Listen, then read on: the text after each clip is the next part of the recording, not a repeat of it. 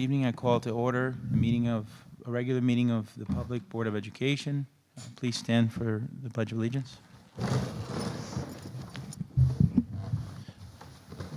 Pledge allegiance to the flag of the United States of America and to the republic for which it stands, one nation, under God, indivisible, with liberty and justice for all.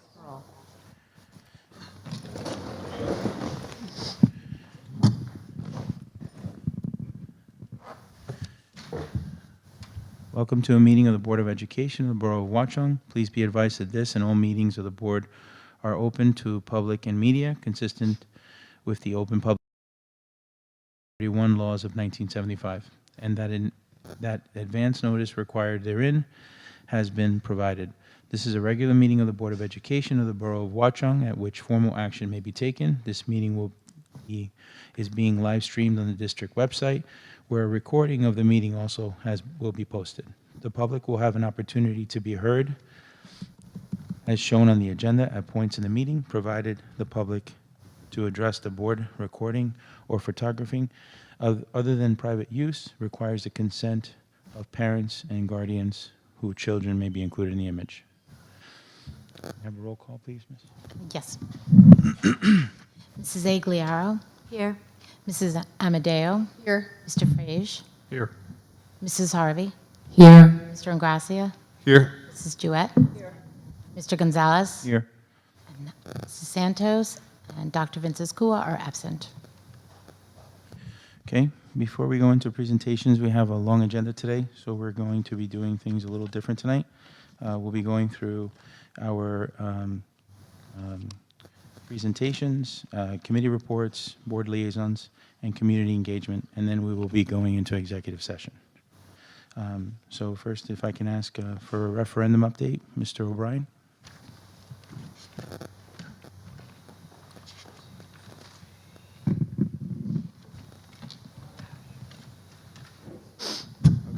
Good evening. This is the October 2024 update for the current projects we have going. So since the last meeting, some of the highlighted updates, we continue working on the HVAC, and they continue operational with the fresh air, the heat, and AC as it goes back and forth with the weather. The media center, it's in use by staff and the students. A preliminary punch list was issued to the contractor for some items we wanted to address. The formal punch list for the art room, main office, and the toilet room project, which is done by one of the GCs, that will be issued formally in the next couple days.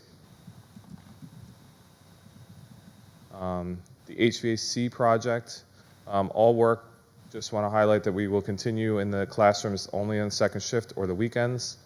Or if there's a day off at the school and there's staff coverage. The next day, the classrooms will be safe to hold class. We do have contingency plans put in place to make sure that the fresh air and heat, as we are past October 15th now and the state requirement to have heat ready, so we will make sure that's put in place. The Bayberry floor unit ventilators have been installed and are operational. Valley View unit ventilators are currently being worked on as we're in this meeting. And they will continue for the next couple weeks. The PSE&G rooftop units that were part of a program, those have been installed and were craned up a couple weeks ago between the September meeting. And then other just general project notes for these couple projects. We continue doing coordination with the administration regarding any school or community events that need to have the school closed, or if there's faculty meetings, we make sure that the construction doesn't impact those meetings. We continue having communications with the principals as any feedback or any changes we need to make with scheduling and or adjustments with the contractor working the second shift. And these are just some of the photos of the progress that has been done. This is in the updated media center. Another desk area, that's sitting area that the kids can gather at. This is the furniture, some of the furniture layout. This is into the entrance of the art room, which has been in use for several weeks now. but some updates the art room teacher has been able to do on her walls as the boards have been put in place.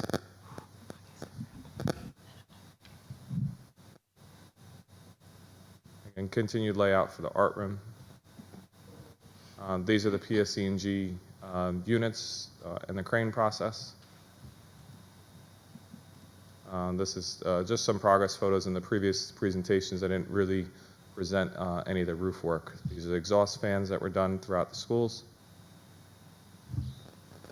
This is currently what we're going through now. This is at Valley View. This is a unit that was removed, and as you can see, there's coordination, minimal use of the space there, trying to keep the teacher stuff as much in the areas that they have it. I don't know what is causing that, sorry. I don't know if it's my phone.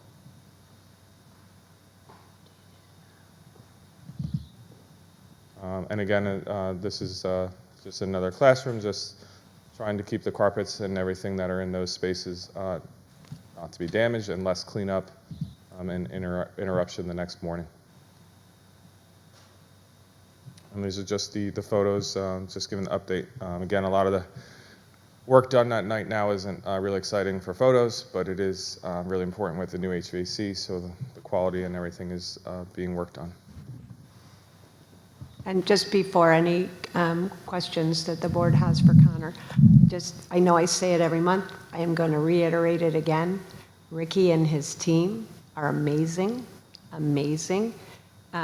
Some of the things that you see require the coordination with our staff like you can't believe, mornings, nights, right?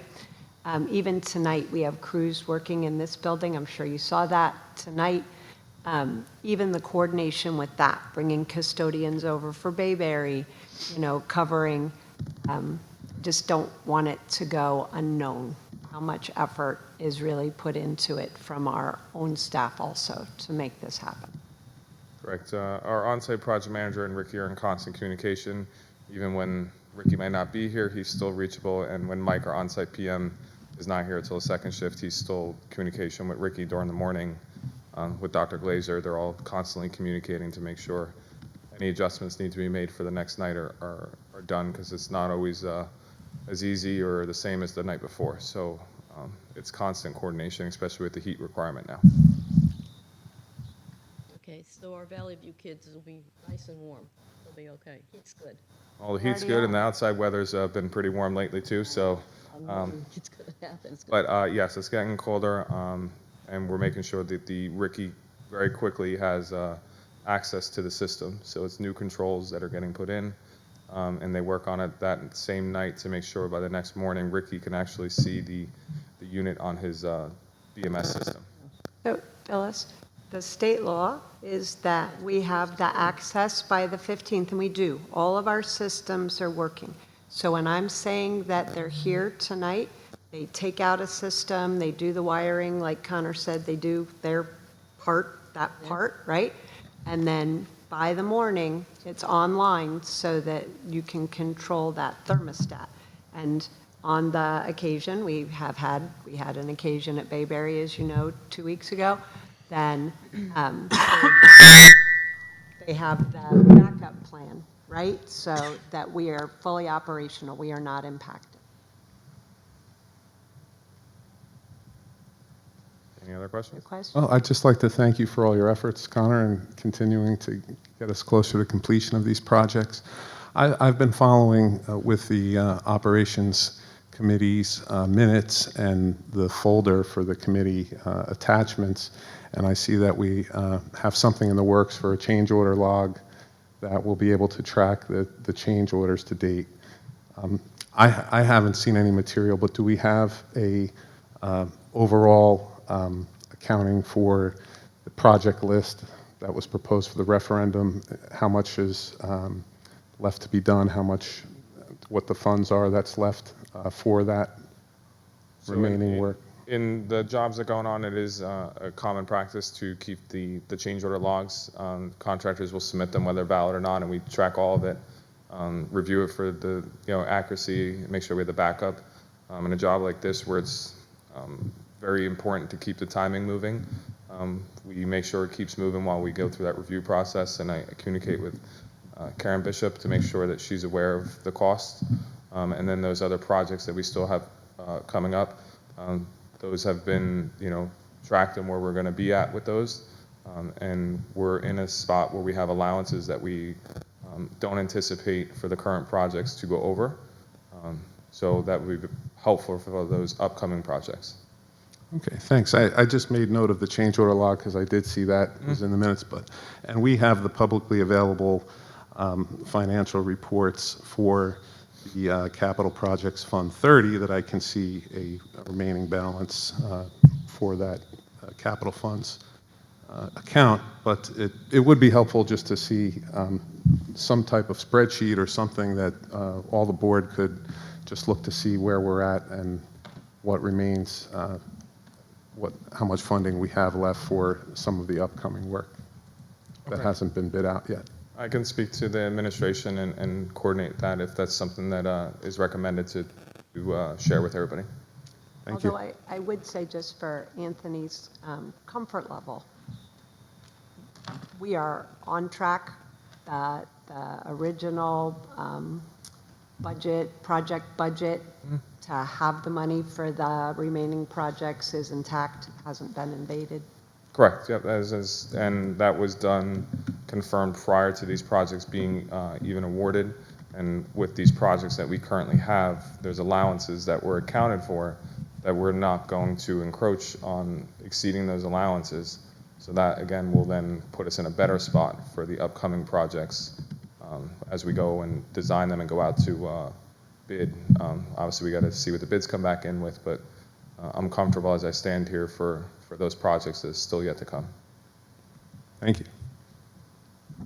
I just wanted to say thank you to Connor and the administration for all of your hard work during all of this, the staff who's been very flexible in all the adjustments. So I just wanted to thank all of you and let you know that we appreciate everything that you guys do every day. So thank you. Thanks. Any other questions? Okay. Thank you. Thanks, Connor. Thank you, Connor. Microphones are sensitive today. Yeah, I don't know, they're on a... Hey, we're going to move on to Spring 2024 NJSLA Performance Report by Dr. Glazer, please. Yep, well, I will kick it off for you. Aaron he's already got it. Yay, Aaron, thank you. So this report is a joint effort of all of our administrators. You see Karen Kidd dragging to the microphone. Unfortunately, Denise, our Bayberry School principal, will not be with us tonight, and Nicole DeToto had a family medical emergency, and she will not be with us tonight, although the third presentation, which is hers, she did do a full recording, so we'll be able to still have her prepare her presentation. For tonight, and I'll do my best to tag team with you, Karen, thank you for taking this on. Tonight we have the NJSLA assessment. Just a reminder, this is just one measure of how our students are performing academically. The results are used in combination with all of the other measures, right? Classroom formative assessments, iReady, benchmark assessments, all of that. So used in combination to draw conclusions about students' performance. The parents have already received their individual student reports and the analysis for their children. They also receive a guide on how to interpret that. Tonight's assessment results are for the state requirement to report to the board and the public on our results. The data comparison is to the state because what we receive is the average scale score of our students at the school district and state level. That's all we receive at this point. And the data compares, it's the same data by grade level and content area. So for us, that's grades 3 to 8 only, and we only have the state to compare to. There is no other basis at this time. But the NJDOE, the Department of Education, typically, I would say in the spring, they release the summary data. That's that comprehensive district report. Again, that's usually in the spring. So tonight, what we're going to do is review by grade level, by content area, and then we'll tie that back to our district goals and initiatives. Thank you, Dr. Glazer. Obviously, I pulled the short straw tonight. I So, know. Thank you again. no though. problem. Let's go, Erin. Okay.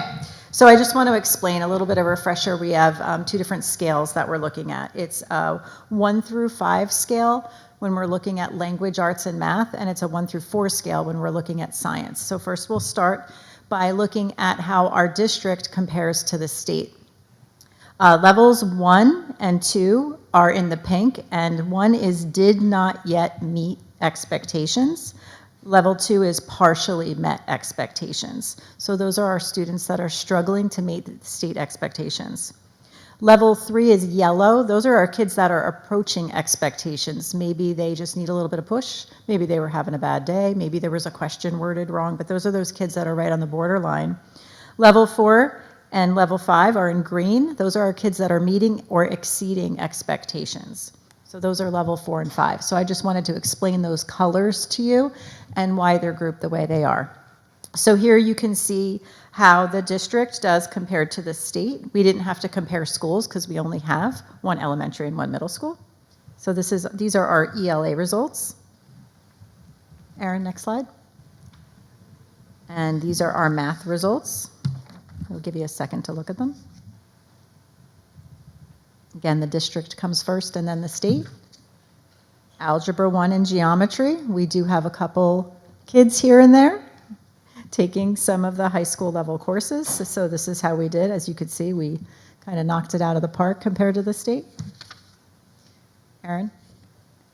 Now, what's very important is when we're looking at the math assessment data that we have to remember our 7th grade data and our 8th grade data isn't looking at the grade level at a whole. We do have some 7th graders taking high school math. They're taking Algebra 1.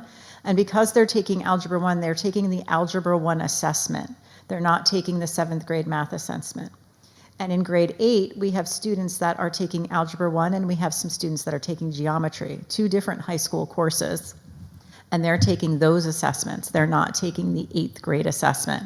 So we have to be very careful when we're looking at the 7th grade math data and the 8th grade math data, that when you're looking at 7th grade assessment data, you're not looking at our top kids. Our top performing kids are taking the Algebra 1 or geometry assessments. Not saying that our kids taking 7th and 8th grade math aren't accelerated, they're just taking the grade level math assessment. So we do want to be careful when we're looking at the data that we're remembering that the state actually pulled those kids apart.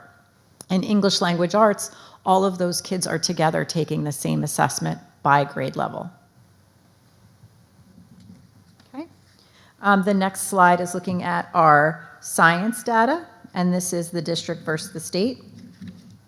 And again, there's less levels here, so you'd see below and near proficient is pink, proficient is yellow, and advanced proficient is green.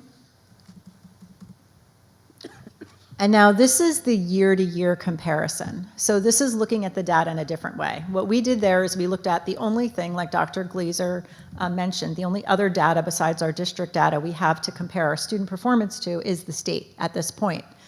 So the next thing we do is we look at years past, and we look at that data in 2 different ways. We want to look at how a grade level performed, so look at our curriculum, our resources, what kind of professional development we're providing per grade level, but we also want to look at a group of students and how they perform year to year.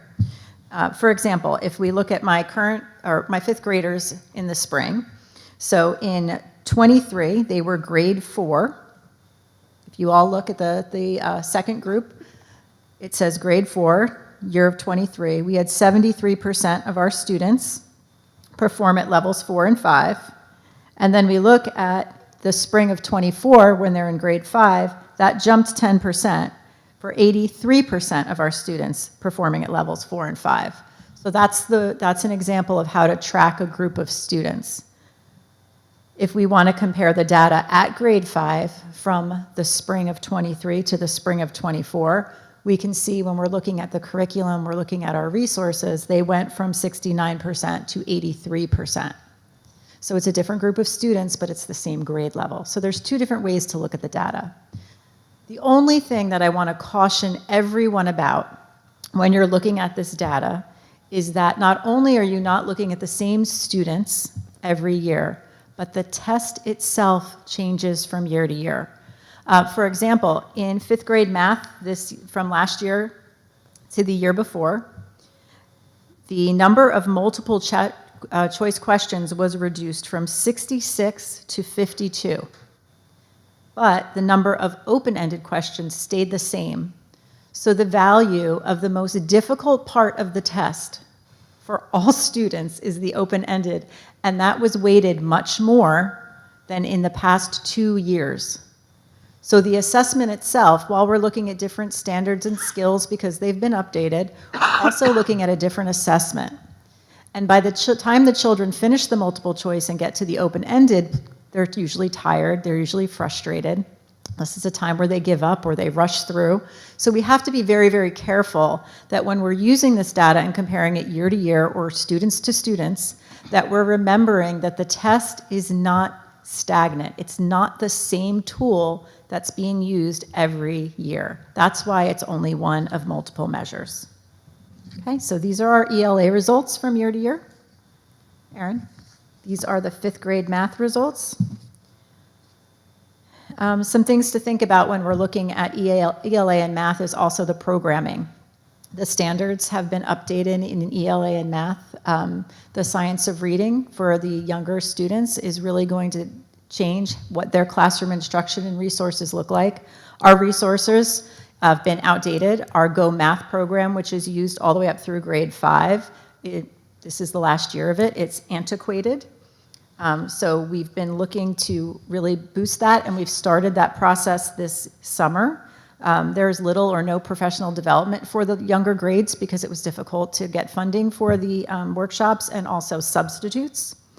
And then in response to this, we've put different things in place to support our kids. But I did just want to explain some of the things that you may be seeing and some of the trends and hopefully the changes, because we'll talk more about our initiatives later.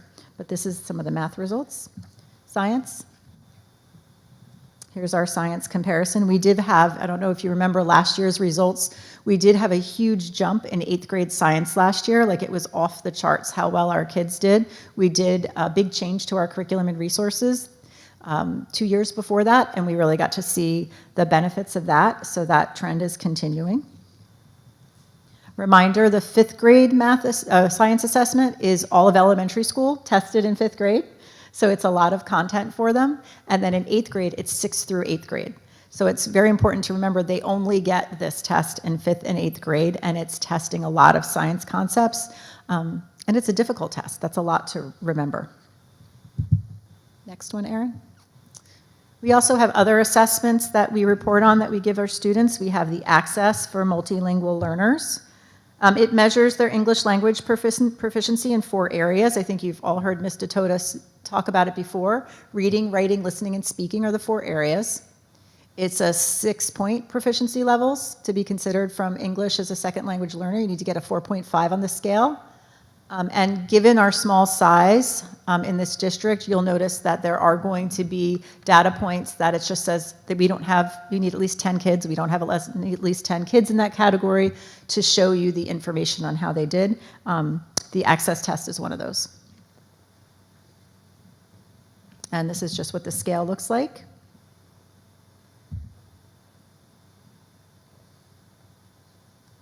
We also have dynamic learning maps.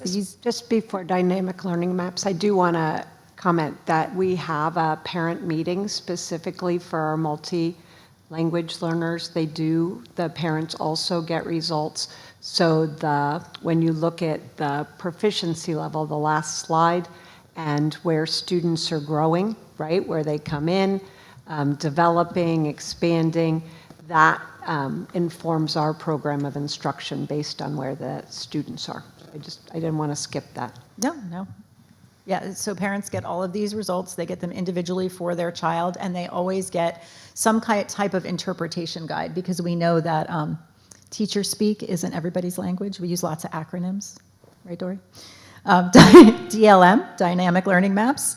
This measures student proficiency in English language arts, mathematics, and science. This assessment is for students with the most significant cognitive disabilities, and they are the ones that do not take the NJSLA because they are being instructed on the essential elements, which are grade-specific expectations about what students with significant cognitive disabilities should know and be able to do, rather than our state standards. So that's their instruction, their assessment is matching their instruction. And I do know in our committee, we had a question about that. Except for this DLM, yes, all of our other students take the grade level test, special education, multilingual learners, and they take the grade level test that they are in, not the grade level that their IEP or their Can-Do WIDA is saying the grade level that they work at, or that the goals that they're working at. Yes, the assessment does not meet students where they are. It's the opposite of what, anyway. Anyway, since it came up, get in everybody there. else does take the NJSLA. Next slide, Erin. Thank you. The results of the DLM are discussed at the student's IEP meeting. The IEP team just considers the information when they write their learning goals and objectives, and it helps them determine their IEP. Results can be used during discrete trial teaching, which involves breaking up larger tasks or goals into sub-skills or smaller components and teaching them individually and repeatedly encouraging skill acquisition. So, every year, the district, the board, has a retreat. District and board goals are set. This year, one of our goals is to also develop a long-range strategic plan, which we'll be talking about. But for this year's district goal tied to this report, developing a sustainable budget that supports identified curricular changes and implement program initiatives, professional development to support both. And when we came together at the retreat and talked about this goal, it's a pretty general goal.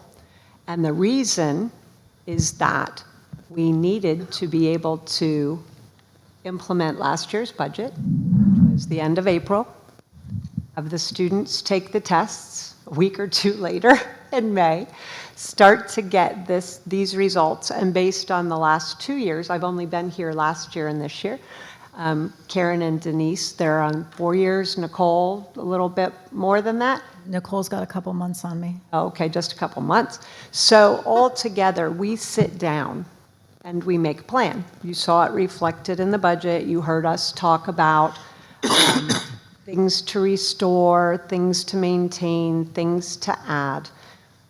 The important piece as we start to talk about this in terms of the results, and I know, Karen, that you will also address this. This goal, even though it's a one-year goal, has to be looked at in the long term.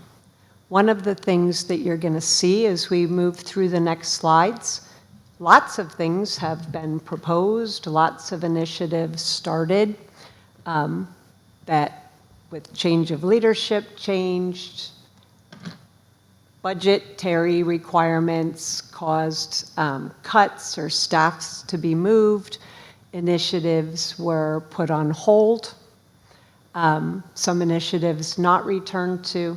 So we're going to be very specific when we talk about what has been continued or maybe restarted, what is ongoing, what's new.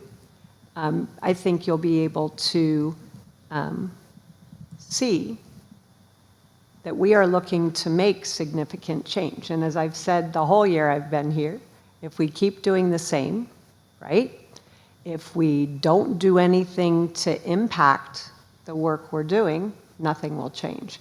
And again, from our goals, I think we're all committed, right, to that improvement. But it's what we need to do to create that improvement that we're going to talk about next.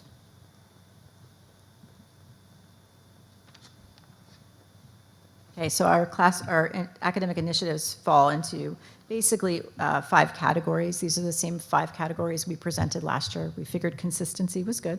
Yeah. Teaching and learning process, classroom enrichment programs, clubs and activities, field trips, professional learning, all the good stuff. And we are going to get more specific, right? Because each of these things have their own initiatives, have their own work tied to them. And a lot of them overlap also. Oh, yes. Yeah.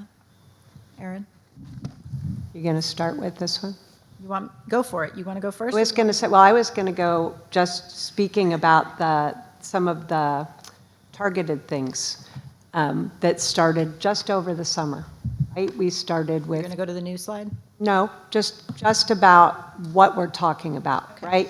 Classroom, providing strategies, resources, tools.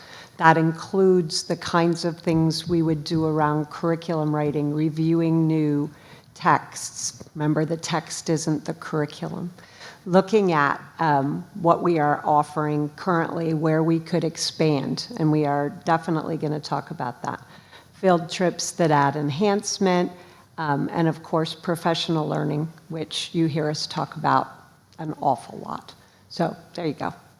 Now you can hit that culture of inquiry and collaboration. Before I get into the academic initiatives, I do want to put a plug in for my English language arts teachers in grades 6 through 8. We cut the second period of language arts last year because we were concerned about class size for the 4th graders moving into 5th grade, and our scores are still very good.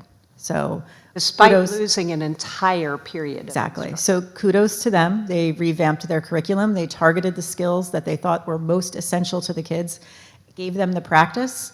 And I just want to, recognize them for all the effort and hard work they did to, again, work together as part of the team for Watchung Borough to make it successful for kids. They're going to see in a few years, but it didn't impact them directly when we created that 4th, 5th grade classroom. So I just want to give a little shout out to them before we go through all this.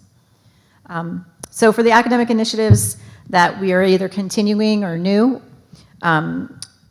really looking at having that culture of inquiry and collaboration within our classrooms. During COVID, I know we all hate to hear about it, but during COVID, I feel like a lot of students forgot how to problem solve, forgot how to talk to each other, forgot how to work together, whether they were friends or not, forgot how to communicate clearly in person. And we've been doing a lot to not only focus on the curriculum and the standards and the skills that are academic, but also the ones that will help them be successful in any type of workplace environment. So engaging in authentic, deeper learning. We've used the LATI, which is Learner Active Technology Infused Classroom, and the PBL, which is the project-based learning methods at all grade levels. We use iReady data to help inform instruction, and that personalizes learning for individual students and classes. We were talking about how the NJSLA does not meet students where they are. Its expectations are at that grade level. What iReady does is it gives them an assessment and it adjusts for them and creates a learning path to meet them where they are to help build them to those grade level skills. So it's a great second piece of data, and it's a great tool to help teachers plan lessons and to help students reach their goals. Of course, the teachers sit and they analyze the individual state testing data to support students. You should have seen how angry my 5th grade math teachers were when they learned about the changes in the test, because at first they were a little alarmed looking at, hey, why did he did this, and even their own personal children looking at that data, and they still did great, but they thought they were going to do better. Emphasizing a growth mindset. If you don't get it the first time, let's go back, let's do a 1-check. Let's go back, let's see if you can fix your problem. Can you find how you did it? It's okay to fail and try again. Building student agency and pride in work, self-monitor and collective responsibility. You'll see kids setting goals for themselves, and then a plan of action to reach those goals. Again, reinforcing the productive collaboration model. How can we work together? What roles do we have? What are my strengths? Who can I work with? Who should I work with? and then evidence-based teaching. They're not just teaching something because they're interested in it. They're teaching it because the kids sitting in front of them need it.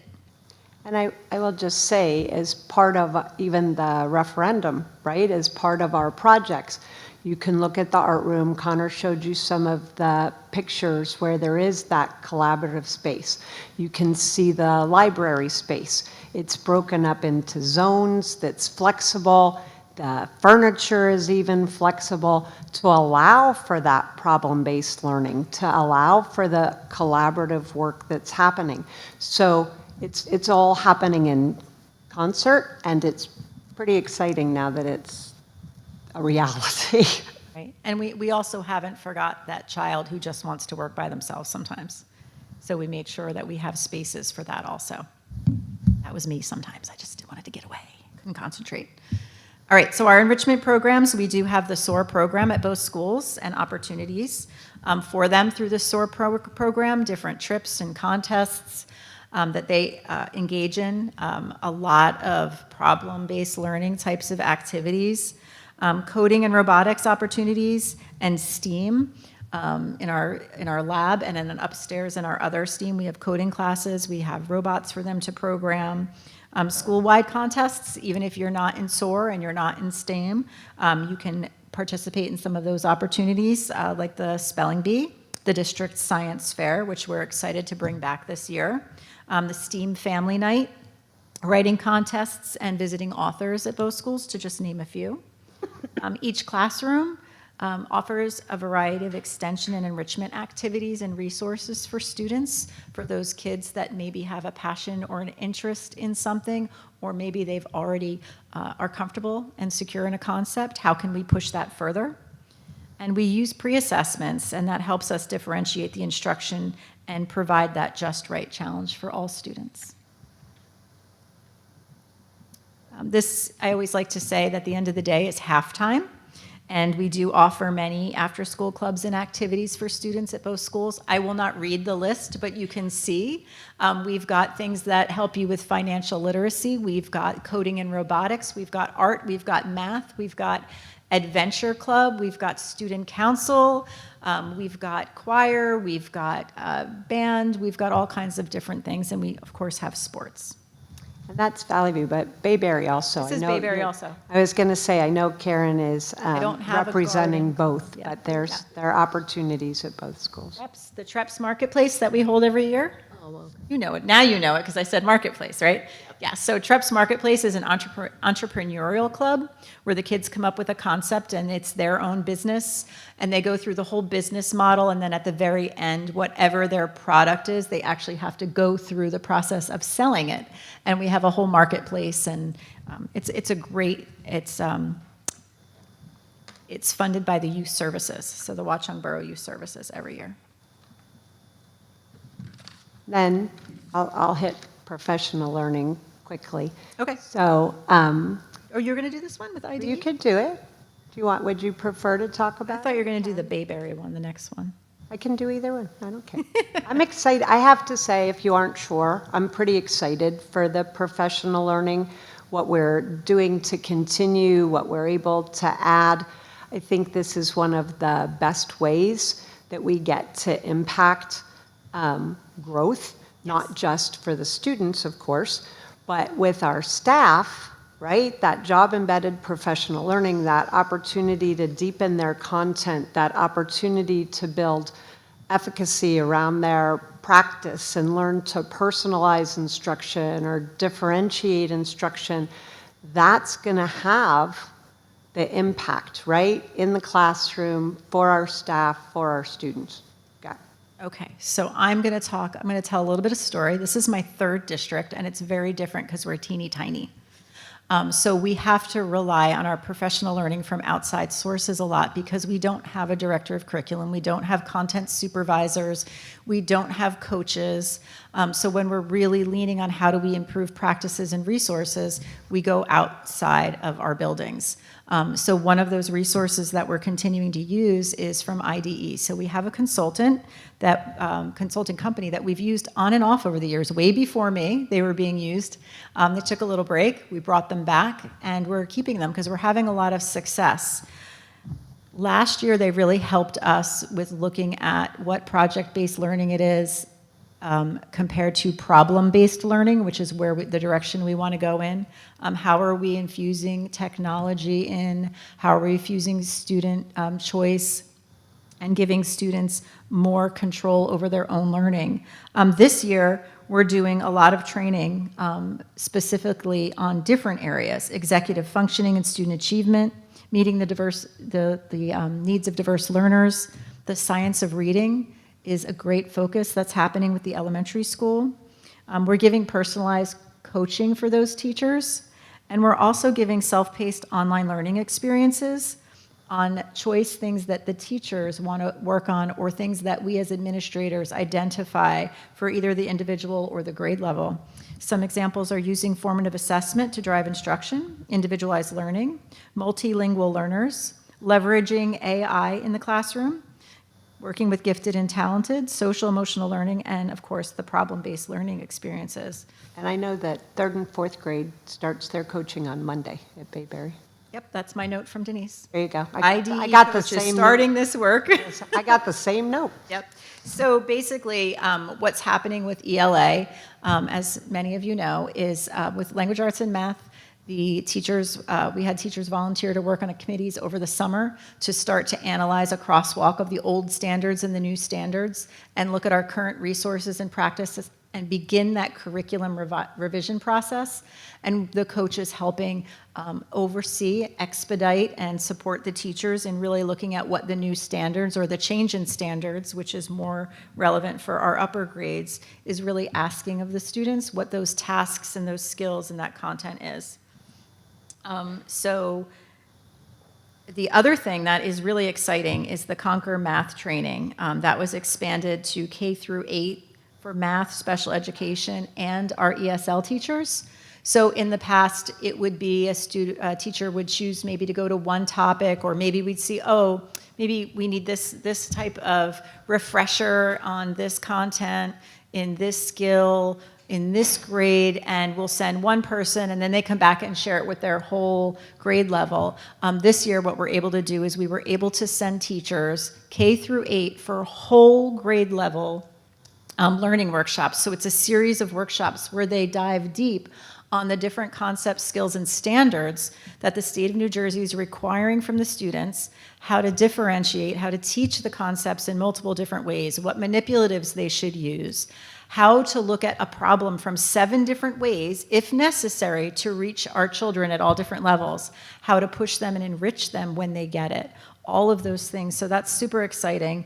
And this is the first time that our K through 2 teachers have ever been included in a professional development like this for math. So it's super exciting. It's And also I did mention that our ESL teacher also is going, which is special ed, even, too. Have they started using it in the classroom at all yet? they've always been using it. Yeah, so it's teaching strategies. Yes, Thinking of the little, the K to 2. K to 2. I don't know when the dates, I know there was some September workshops, but the workshops are spread throughout the year. So usually what they do is they'll teach the concepts or have the workshops for the concepts that the kids would be learning in the beginning of the year, and then they move forward.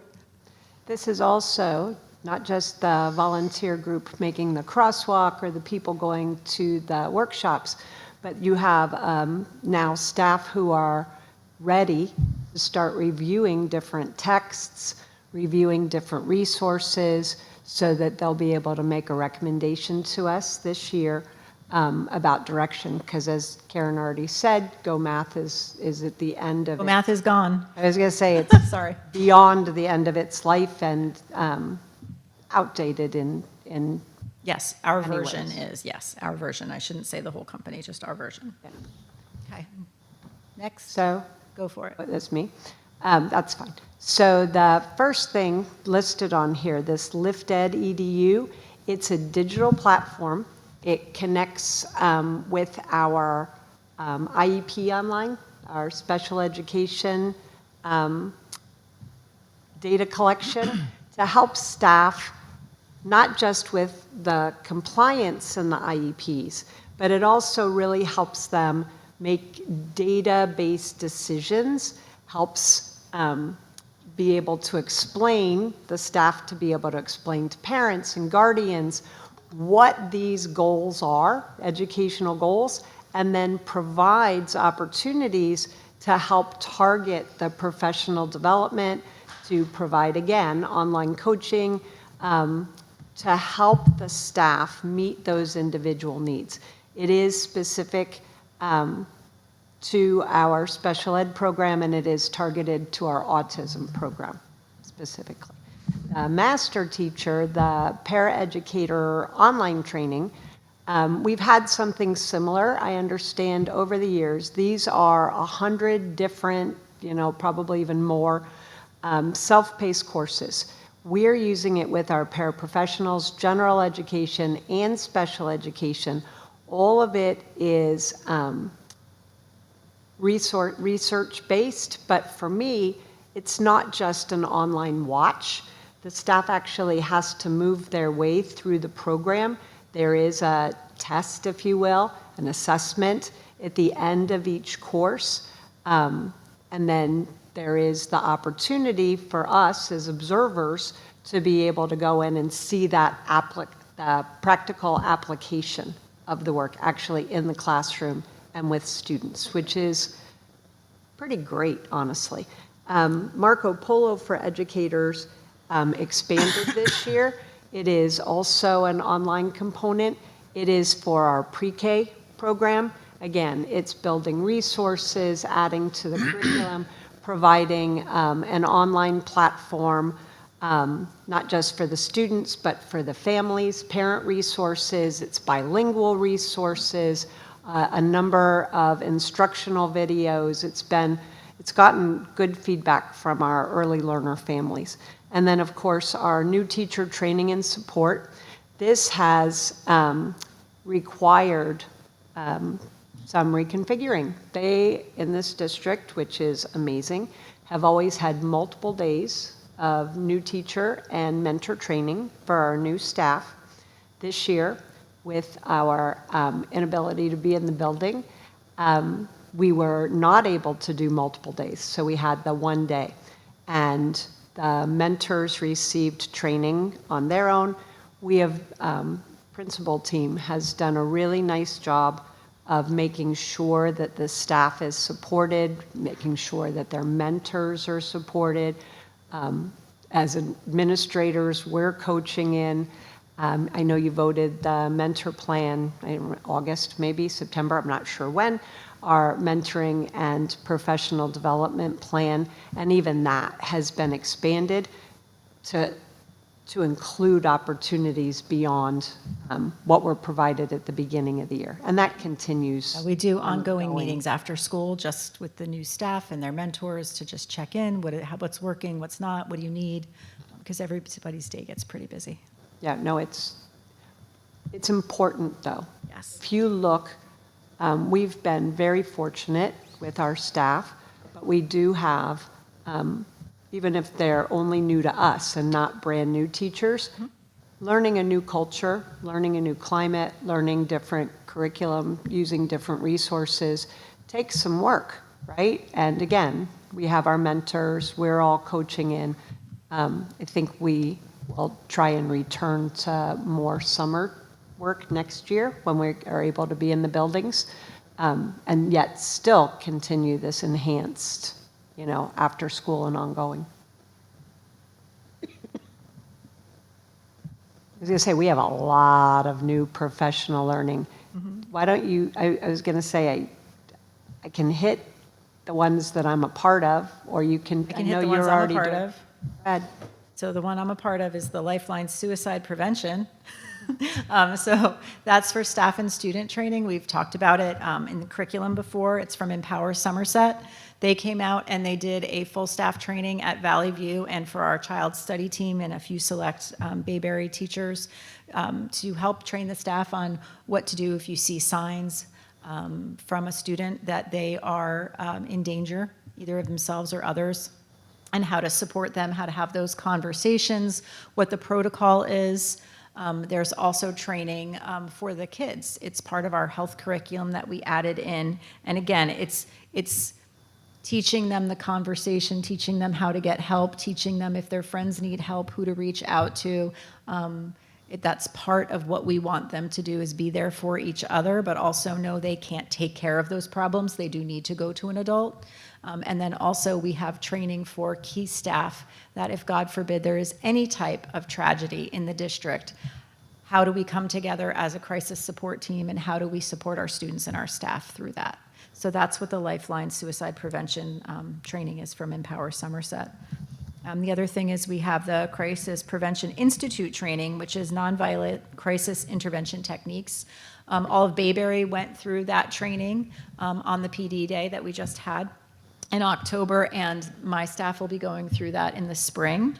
And to build on that, we have the Reframing Behavior, which is also Crisis Prevention Institute training. What those focus on is if we do have a student who is having a behavior, how do we safely contain the behavior so that way they don't hurt themselves and they don't hurt anyone else?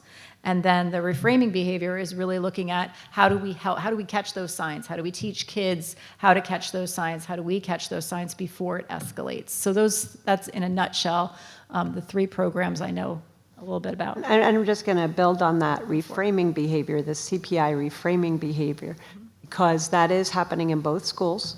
You have volunteer teachers who are becoming certified in this program. They will turnkey to the rest of the staff. There are additional opportunities for more people to be certified, and it is a very comprehensive look at how to more than manage behavior, right? How to understand the behaviors to make the best decisions to help students. And this is general education as well, which I think is important. Yeah, it's a proactive approach. It's not a reactive approach, which is why I like it. And I like that the staff thought it was important enough to volunteer to become a part of it and to become certified in it. We did talk about the Marco Polo, the online piece, but also on that October 14th Professional Learning Day, there was on-site training for the pre-K staff and using those resources, sharing them with families. Our creative curriculum is the model that we use for early childhood. As part of that, we were able to restore some online professional development that had been cut previously. Again, really favorable feedback from the staff for bringing that back. NONI, which took us a while to understand, and unfortunately Denise and Nicole are spearheading this, but they let us know that it is also a crisis and behavior management tool. They had 2 in-service days, in-person in-service days, which is also followed up by the same type of coaching and job-embedded professional learning. I think you can hear a theme, right? We are committed not just to the social emotional learning, the mental health, right? You heard us talk about executive functioning. You've heard us talk about decision making. All of this ties in because it impacts academics. It impacts what's happening in the classroom. It impacts a teacher's ability to deliver instruction, to make connections with students. So we're really, really pleased that we're able to do that. Wilson Foundations is a program that we've had in the district. It is reading and writing program at the K to second grade levels. It is Orton Gillingham based, but what was added or enhanced, if you will, is also another opportunity for professional development integrated to the work we're already doing, model lessons, resources, and this is really important, as Karen talked about with the ELA curriculum changes, looking at that science of reading and writing, right? We all know phonics, right? Basics of instruction are part of the curriculum. They always have been. We are seeing at those early grades, that K1, 2, a need for that enhanced work. And that's what this fun hub is, that they were able to expand our existing program. And it sounds like the students are enjoying it too. The kids, if you know Wilson at all, it's very multisensory, hands-on. Apple. Oh. Yep, it's they love it. All of that we love. Okay, next, Erin. Okay, so this isn't new, but this is the bread and butter of what we do every day, the data-based decision-making for intervention and enrichment. At both schools, we have professional learning teams. What they do is they really work on looking at the data and setting goals. Again, you've heard Dr. Glazer say the term job embedded professional development. This is what they do. They sit there, they look at student work, not just data like NJSLA scores. It may be an essay that all the kids in 6th grade had, and you'll get the team of LA teachers to look at it. And what worked well, what's working, what isn't working, how did you teach this, how am I going to teach it, what did they learn last year? There's a vertical articulation as well as just looking at it at the grade level. Math and language arts workshop classes. So out of those PLC teams, they'll come and recommend kids for enrichment opportunities. They might also recommend them for remediation or extra help, which is what our workshop classes are here at Valley View. They're taught by the content and grade level teachers, so they already know what the student expectations are. For the most part, they already have the students and know what the students personally need. And it gives them an opportunity to enhance the data analysis, to identify their students' strengths and weaknesses and build on those and remediate those. This year, we added, it used to just be 6th through 8 that we ran language arts and math workshop for. We added 5th grade math workshop. 5th grade language arts is still a double period, unlike 6, 7, and 8, which I mentioned before. So we did not think it was necessary to add the language arts workshop to 5th grade. There really is no time in their schedule, but we were able to add that extra support for math in 5th grade this year. We do have our Pursuit of Excellence program at both schools. That's a before, after, and summer program for students in both special education and general education. Again, they're identified through these PLC team meetings, teacher recommendations, and of course, parents' input. Then we also have a flex period at Valley View. So to start the year off, that's more of a study hall, helping kids get organized and settled into the year, learning their lockers, which for some of them, it takes 4 years, but that's okay. We're patient. Always practice at home. And then it moves on to more of an elective base. So then what we do is we already offer band and chorus during our flex time, but then what we do is we move into some choices. So each teacher who has a flex classroom will then decide what that classroom is going to be, what the theme for it is, and then students will sign up. We try to give kids their first and second choice. In every marking period, it will change, and one of those options is usually study hall. One of those options is extra math help. Maybe they really love math, and then it can be a variety of different things.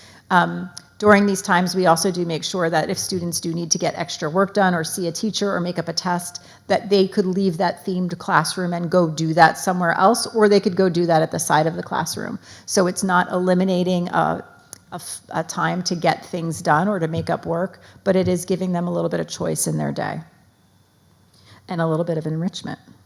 6th grade, we did add study skills to the 6th grade rotation, so they will have a study skills class 3 times per week. Again, it's looking at organization. It's looking at how do I manage that transition from 5th to 6th grade, and it was something that people have been asking for, so we're hoping it's a big experiment this year, so we'll see. I'm sure it's going to be a big success. Some of the kids absolutely love it, and some of them, they need to have a little more structure in how to use it yet, so we're working on it. And then at Bayberry, they do, their reading specialist is an early intervention for struggling readers, and it was expanded to K through 4, but that's because they had to eliminate their basic skills position. So previously at Bayberry, there was a basic skills teacher that supported kids in language arts and math, and that position was cut because we were making room for class sizes and classroom teachers. So the reading specialist has that role has been expanded to K through 4, but just for reading. And they use, again, they analyze the reading data, they use that FPLCs. data. Yep, but for this, because the person, our reading specialist, is stretched, it really is targeted to those reading well below grade level. where in the past we were able to help any struggling reader. Basic skills overall, reading, math, is definitely something that has to be looked at in addition to, what we are offering with all of the flex programs, pursuit of excellence. Yeah, Bayberry had a big hit. It was a Yes. big hit to them. Academic initiatives, we talked about updating the curriculum to align with the new ELA and math state standards. Really identifying those essential standards to allow for teaching for depth and complexity, whether that's due to a cut in time, like my middle school ELA teachers, or whether it's just looking at what do the kids absolutely need to know and where do we need to dive deep. Bayberry's looking at revising their report cards to align with the essential content and skills. The problem-based learning tasks, really integrating with them within the curriculum. They're not standalone tasks or projects. They are part of the curriculum. Research and identify the research-based resources. Again, this is looking at all those changes, all the research for science of reading. What are we doing with our curriculum? What resources are we using? How can we give our kids the best foot forward with the most up-to-date resources at their fingertips, and for our teachers? And BB has purchased additional resources so far. Fun and Focus intervention kits, decodable readers, and Fun Hub, which Dr. Glazer talked before, are all focused on infusing the science of reading research into it. And the Reflex Math Grant is a 3rd grade pilot for math fact fluency, adaptive and individualized. And we're seeing that trickle up effect where our kids don't really know their facts. The ones from COVID, that wasn't really, they weren't doing some of them had driver's license that you would earn if you learned your fast facts and things like that. So we can all practice those. And I just, along with this, this is really, as Karen said, where we can go deep, right? We did curriculum writing this summer in language arts and math, social studies, science. We updated PE. This is the most that has happened in a very long time. Over At the summer, Bayberry, yeah. they began looking at their ELA, looking at math. Karen talked about the revision to the report cards, so it actually aligns with the grade level skills and content. Those things give us the very best possible information, right? Everything that you've heard about. And there's a lot happening, right? I would tell you that there are so many things that are happening to address these, but the very best thing we can do, right, if we are going to meet that goal of raising achievement in a long-term process, because this is not easy work, by the way. This doesn't happen. And Phyllis, this is not going to be a surprise when I say this. This doesn't happen overnight. Change takes years, 3 to 5 years. It could take 8 years, depending on the initiative. And I know that's hard to hear, but I'm also going to just repeat the other thing that I've said over time. Looking at achievement is ongoing. Supporting it, investing in it, ongoing curriculum writing and horizontal and vertical articulation, ongoing review and investment in resources, not starting, stopping, starting, changing, right? And that, again, I don't think we could overstate the professional learning part, right? To build that depth of knowledge for staff, for students, content. So these are the, you see the concerns, we see them all, right? We know what they are. But these are the things that really are targeted to address what we're trying to accomplish. You got the? Yeah, so the remaining slides are all by grade level, their performance by demographic. So again, you have the color coded, the lightest purple did not meet expectations. Then the shades get a little bit darker. Partially met, approached, met, and then exceeded is the darkest color. Hey, You also can read it from what? Erin, can you zoom it a little bit? Can you make it any bigger? There you go. No, don't lose the ethnicity or it won't make sense anymore. The left side. Yep, thank you. You can also read it from left to right, knowing that the kids on the percentages on the left are the lowest performing percentage, and all the way to the right is the highest performing. You'll notice that for some of our subcategories, it just says 9 or fewer, which means that there weren't enough students to report how they did. So the first, you'll see gender, female and male. Then you'll see it broke down by ethnicity: Asian, Black, African American, Hispanic or Latino, white, and then 2 or more races. And these are the federal designations. Next slide. Then you'll see students with disabilities, IEP and 504 are included in that category, but they're pulled separately. Multilingual learners. And then the other demographic is non-economically disadvantaged.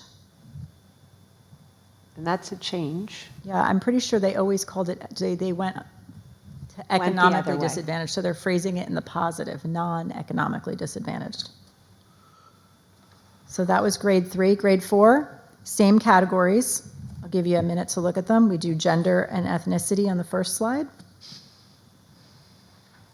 Second slide, we're looking at students with disabilities, multilingual learners, and then our non-economically disadvantaged. And this is just ELA and math. Grade 5, again, gender, ethnicity.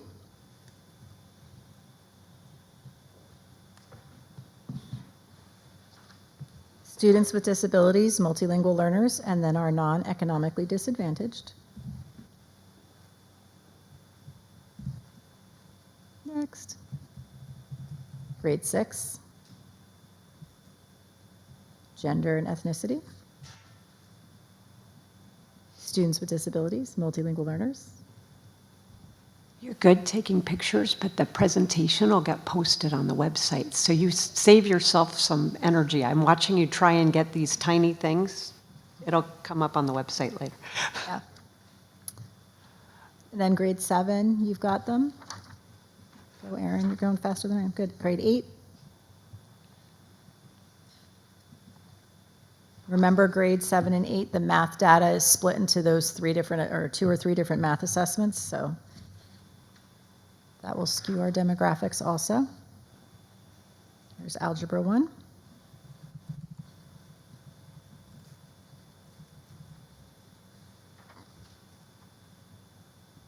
Geometry.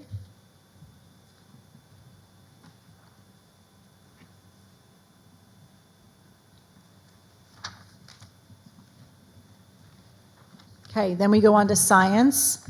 This one looks a little bit different because of the way that that we get the data from the state. They spend a lot more time, I think, on the math and ELA than they do on the science when it comes to.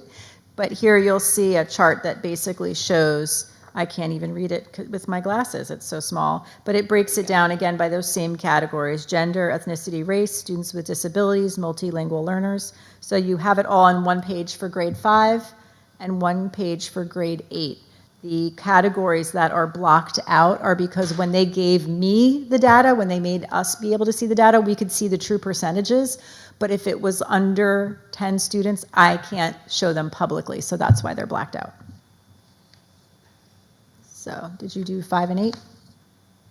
Yep. That one was 8 that was zoomed in. Perfect. Next slide. That's it for us. There you go. All right, thank you, Karen. Don't sit down yet, though, because the board gets to ask questions. Phyllis, you can ask. Phyllis, ask Just a little. for all of us. Everybody. Phyllis, ask. Yeah, I just wanted to know if Karen could just explain a little bit about the science of reading. Just, I don't want the whole thing, I know, but just a little bit, because some people don't understand what it is. Yeah, and- There's actually science of reading and writing. Yeah. Okay. So in a nutshell, the research has shown that what we used to do is we used to do a whole language-based workshop, reading and writing type of instruction at the lower grade levels, which was more open and dependent on what kids were reading and exploring without explicit teaching of phonics and grammar and vocabulary and things like that. that has shifted, where now you're going to see more of the phonics, the vocabulary, the grammar, things like that, that are prescribed and put back into the curriculum for the lower grades rather than seeing where they fall. It was more of student dependent, like what would a student, where would they be, rather than all kids are going to learn how to capitalize, all kids are going to learn how to do sound out a word, things like that. I think that's the simplest No, way. it is, and Right. it's phonics, but it's also vocabulary. It's also becoming a fluent reader, understanding, right, your comprehension skills, understanding the content knowledge. You've heard me use that language a lot tonight because we are not reading. You only used to be tested and taught to read in English language class, right? There's reading in math, there's reading in science and social studies. So that content, developing that content knowledge and the way to attack reading in the content areas is definitely part of it. I will also say that one of the things that we really like about it is in that whole language model, right? We had mentor text, anchor text.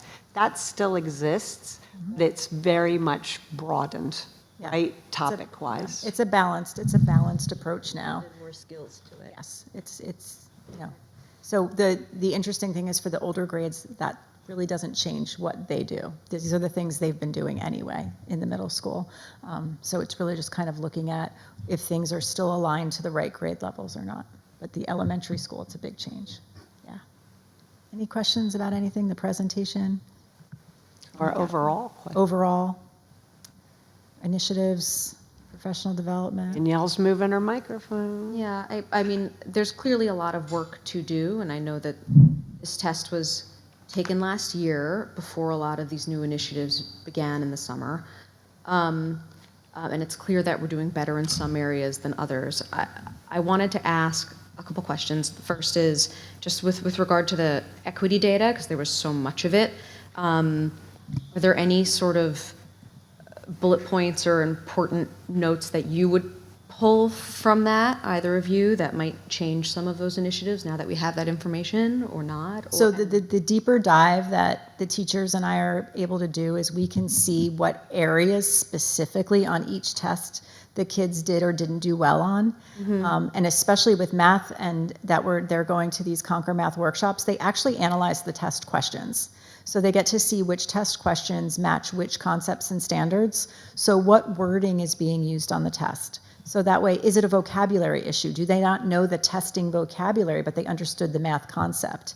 Is it the fact that they have to take the math test on a computer rather than using pen and paper? Did they not know how to manipulate the computer to get the right answer? Which is, for our lower learners and also for like our third graders, it's the first time that they're really doing this. iReady helps a little bit, but iReady doesn't mirror exactly the same online tools. So we're able to take that deeper dive, whether it's concepts and skills or the types of questions. So those are the things that we look at, and it helps target kind of where we want to do the work and how we want to change what we're doing. And from an equity standpoint, not just demographics, right, but access. What do we have access to as far as resources, curriculum? We're pretty fortunate in Watchung Borough. We are currently with a one-to-one initiative. There isn't anybody without access to devices to practice on, internet to practice on. I am thrilled to have two librarians fully staffed looking at our collections, making sure that even the available materials are equitable, right? So it is a bigger picture and big conversation, but definitely at the forefront. I noticed with ELA, the third grade scores were a little bit different from the rest of them. And you mentioned that there's the lack of professional development in K to 2. Is that related? Is there anything else to? Yeah, so that would be related for language arts as well as math, but especially math. But with the standards changing and the science of reading, and we're still using the Teachers College materials from way before I was here. So their curriculum and instruction and resources haven't been updated to match the test. So that's kind of what we're working to. It's also their first time taking the test. So it's not a great indicator. And also, I mean, I think, were you looking at the first slide, the compared to the I think so, state the ELA, yeah. assessment data? Yeah, so you'll see that 2 percentage points that maybe you're looking at, or just the overall difference, like 2 percentage points is 1.5 kids. If you're looking at like the full amount of kids in 3rd grade that took it. So if you're saying it's 2% difference in anything, that's like 1.5 children. I don't know how they cut them in half, but that's how that works. So, Right. And I would say, Danielle, when, the staff gets the data and starts to really dig into it, disaggregate it, I do know at that lower ELA levels, yes, we're looking really strongly at reading. I would say writing, when you actually analyze the data, is a place that I know Denise is really focusing on. You can see in the kinds of resources she's chosen and the things that she's added to really enhance that writing. yeah, and that's keyboarding skills. So they may be right in their writer's notebook all day long, and then you're asking them to respond to these lengthy constructed responses in a test using a keyboard. So they probably can't type as quickly. And they run out of time to get their thoughts. It's timed, yeah. It just seems really important to highlight the loss of the basic skills teacher. It is. And we have a portion of one back. Can you just talk about that? No, we don't. don't have a portion. We were not able to restore the basic skills. You've always had a reading specialist at Bayberry. That reading specialist worked in tandem with the basic skills teacher. It is reading. Only on math. only with K to 2. So the reading specialist was able to help those kids that were still learning to read. They usually say 3rd grades when you make the switch from learning to read to reading to learn. And the basic skills teacher was then helping those kids in grades 3 and 4 in math and language arts. And now you have one person reading only, doing that K to 4 during the school day, and we supplement with, again, the pursuit of excellence, trying to help our existing staff with the content knowledge, strategies and skills to teach, the different levels, right? To personalize that instruction and to be able to have a toolkit, basically. So the classroom teacher is responsible for those children. Classroom teacher's always responsible Yes. for every child in their That group classroom. Also for the. Every child basic in their skills. classroom. Even if a child qualifies for basic skills, pursuit of excellence, SOAR, enrichment, whatever, Still there. the classroom teacher, if you have 18 children in your class, regardless of who those children are, they are all yours. I had a question for Principal Kidd. One of the points that you mentioned for the academic initiative was that study skills are added to the 6th grade. For the first time, it's 3 times per week. Yes. What is the format for that? How? So what we have is we have a rotation where they rotate in 2 periods, periods 4 and 7, if I remember correctly. I had to get creative. They rotate between going to their world language class, their PE class, and a study skills class. So between those 2 periods, they get to meet their PE requirement, their world language requirement, and then we were able to add those 3 classes 3 times a week of study skills.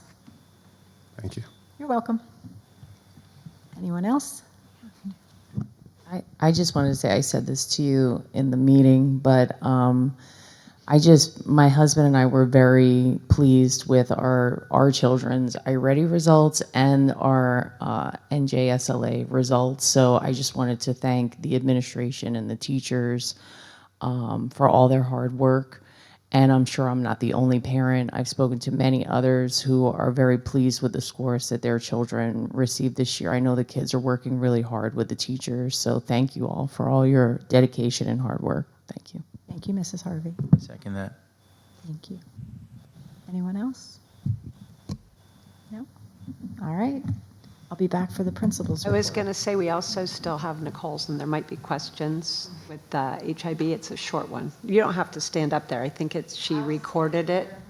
No, I think she recorded it.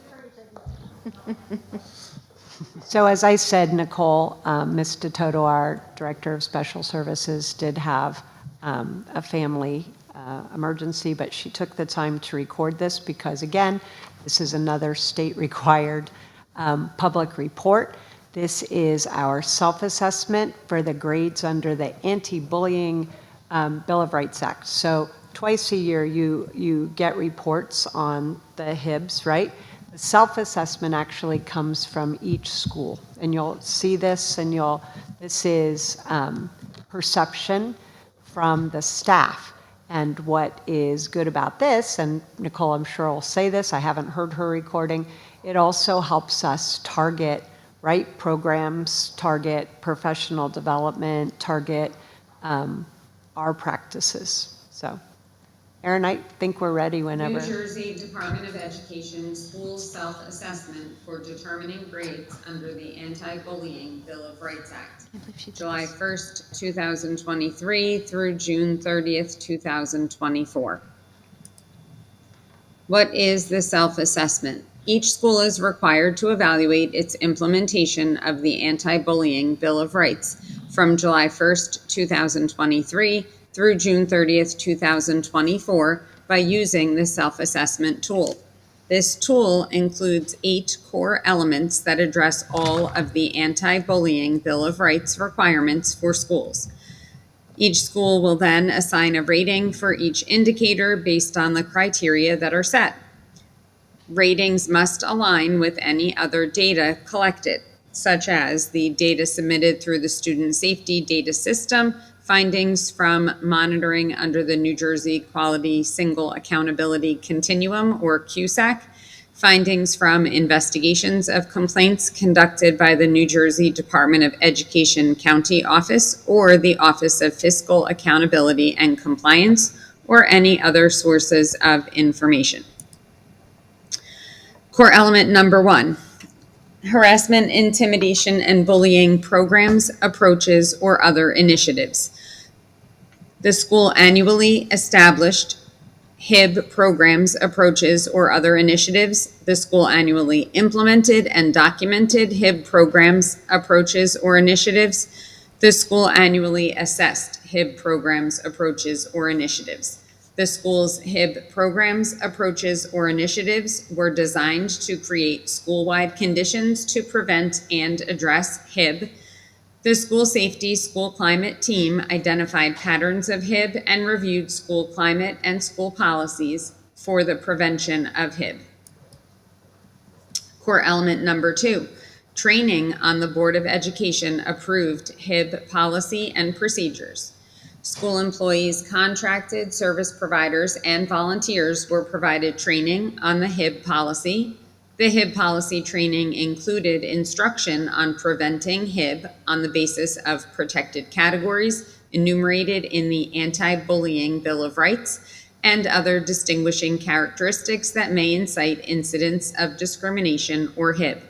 The HIB policy was discussed with students in accordance with the district's process for these discussions. Core element number 3, other staff instruction and training programs. Each teaching staff member completed at least 2 hours of instruction in suicide prevention that included information on harassment, intimidation, and bullying in each 5-year professional development period. Each teaching staff member completed at least 2 hours of instruction on harassment, intimidation, and bullying prevention in each 5-year professional development period.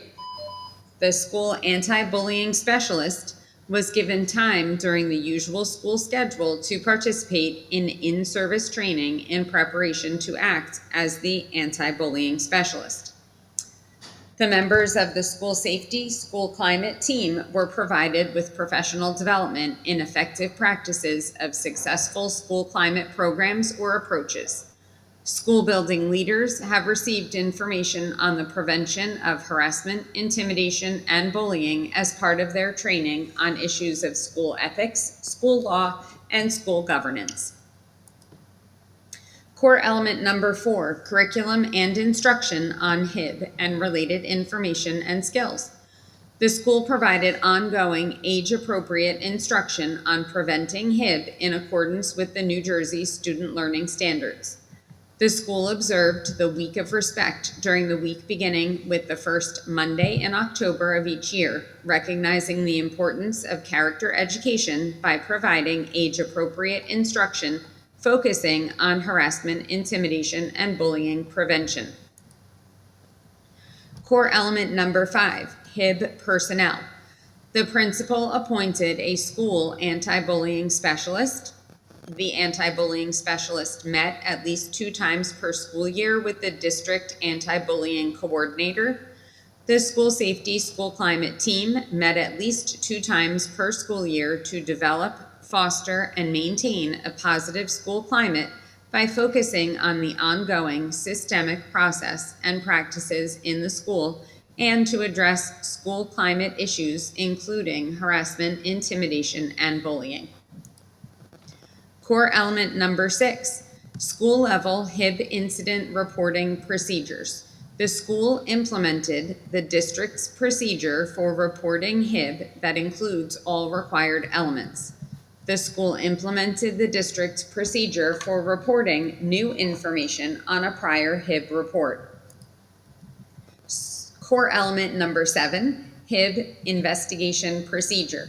The school followed the Board of Education approved policy on harassment, intimidation, and bullying investigation procedures, which provide for notification to parents of alleged offenders and alleged victims in each reported HIB incident, completion of the investigation within 10 school days of the written incident report, preparation of a written report on the findings of each HIB investigation, and results of the investigation being reported to the chief school administrator within 2 school days of completion of the investigation. Core element number 8, HIB reporting. The school has a procedure for ensuring that staff member reports include the required information for all incidents of violence, vandalism, and HIB. The official grades received from the New Jersey Department of Education for the self-assessment from the previous reporting period for the school and for the school district are posted on the homepage of the school's website per the Anti-Bullying Bill of Rights and the requirements of the New Jersey Department of Education. In conclusion, the self-assessment for Bayberry and Valley View schools. Each core element indicator on the self-assessment was rated for each school based on the criteria established by the Department of Education to determine the school's self-assessment scores for the 2023-2024 school year. Bayberry School scored 72 out of 78 points, and Valley View School scored 71 out of 78 points. The official grades received from the New Jersey Department of Education for the self-assessment will replace the reports that are currently posted on the website. These results will be used to guide the work of the anti-bullying specialists and the school safety, school climate teams in the areas of programs, training, and reporting. Thank you. Thanks, Nicole. And it really, I do mean that. She took the time to do that despite what was going on at home. So very much appreciated so everybody could understand. I know, again, that we have the presentation more than once a year, but is there any question from the board? Do you know what it is? Okay. Okay. Is this a good time to share some ideas that I have? No. No. Thank you, though. When can I do it? Curriculum committee, and then we bring it forward. I'll say it. But we have, I will say, and I know Nicole alluded to this, you know, we have already started talking about our parent series on HIB and actually doing a series. Some of the things that we spoke about during the assessment report related to the behavior and strategies has a very strong parent and community involvement component. So I think as we talk more about that, hopefully it aligns with some of your ideas. The NJSLA scores. You what? I wanted to say something about the. Oh, well, Karen asked if you had, It's for us. I wanted to share it with the board, actually, but they should I, hear. no, I meant, I sent it home. no, she asked if you had questions. No, these aren't. You moved on. Statements I want to make. I know, okay. Again, Manny, that's up to you, but you I don't know when you're heard, supposed to do these things, that's why I'm asking. Board business? I could wait that late, okay. or you could have done it when other You ready? people commented. I don't know. I don't want to make Karen have to stay till the end if the comments are directed to that. Go ahead, Bella. Erin's fixing your microphone. While she's doing that, I was just curious, do we know what last year's scores were for him? Do we know what last year's Yeah, scores were? they're on the website still, so we could Is it- open up is and it look. The same? Thank you. I was going to say, did you look? Thank you. Because I was going to, they are posted. It doesn't change dramatically in the self-assessment. The actual, what gets reported in the spring based on the real numbers, I think. And we don't really change that much either. The one thing that would make our score go up is that parent information that have that education series, that's part of our education series, and that's something that we're working on. Great, thank you. Great, Phyllis. Okay, all right. All right, after reviewing these NJSLA scores, I just think it would be in our children's best interest if we as a board set goals in mathematics, ELA, science, that enter like the 80th percentile. We did reach scores in the 80s in ELA in grades 5 and 8. However, our math scores and even the ELA scores are very weak in the grades. How are we going to prepare our children for success in the high school if we don't set goals in the lower grades and middle school? Children entering 5th grade especially should have a solid knowledge of fractions that 5th grade math can build on. Fractions are the foundations of percents, ratios, algebra, and higher math. We should not be looking at the state averages when we compare our scores. We should be setting our own standards to get to at least 80% proficiency. This is how we will prepare our children for the future. We should compare how we are doing with surrounding districts with similar makeups such as ours. Our board owes it to our students to provide the foundation for future success. We are not anywhere where we used to be, and to me this is sad. I just want to get us better. I had to share that with you. Thank you.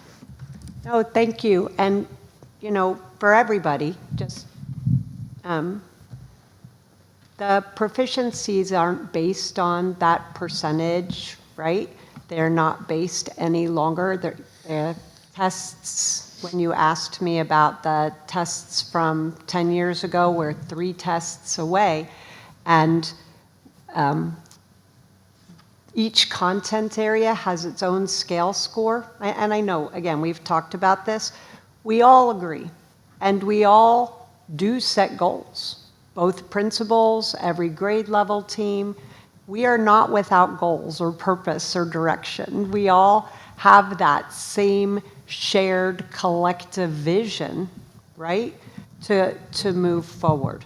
I think part of the challenge from what you're saying, of course we look at similar districts. Everybody's just reporting now, right? We could look at last year's, but we do look at that, and we are provided with information to be able to do that down the road.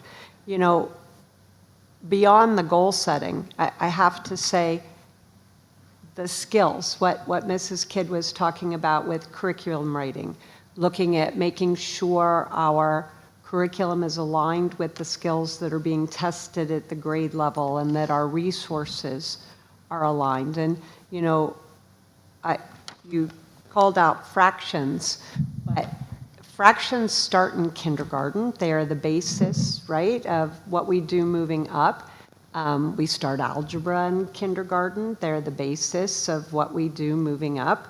And although I did hear Mrs. Kidd identify that some of the basics were lost, as much as we don't like to talk about it during COVID, that work we did with repetition, multiplication tables, that's why since then, she talked about her 4 years here. I can only speak to this year. But that is already a focus. There is not an overlooking of skills or goals or wanting to do better. And Karen, I see you just, okay, I was going to say I could see you, but if there was something else you wanted to add, since you also have presented this tonight and in committee. No, I think that the biggest thing is to remember that what Phyllis is talking about is exactly what our teacher teams are working on in their professional learning communities. Is they are identifying goals for their grade level, they're identifying goals for their classes, we're teaching kids how to identify their own learning goals and how to track them and how to make a plan for them. So yes, Phyllis, everything that you're asking for, we're doing. So thank you for reinforcing it and supporting it. I just wanted to comment on that and say, you know, we hear a lot in the curriculum committee, which you're the chair of, that we hear all of the initiatives from the administration. We hear all of the goals and everything that our professional teachers are adding to the curriculum and to the students' experience. And I think as a board, one of the ways that we can help make that better is when we supported the budget this year to help a lot of those initiatives take place, and that we continue to do that in the future, because they're the ones who are in the classrooms with the children and they know exactly what's needed as opposed to board members who are sitting here. So listening to what our administration and teachers are asking of us in order to support those children in the classroom is pivotal for us to increase test scores and, again, supporting the budget as well.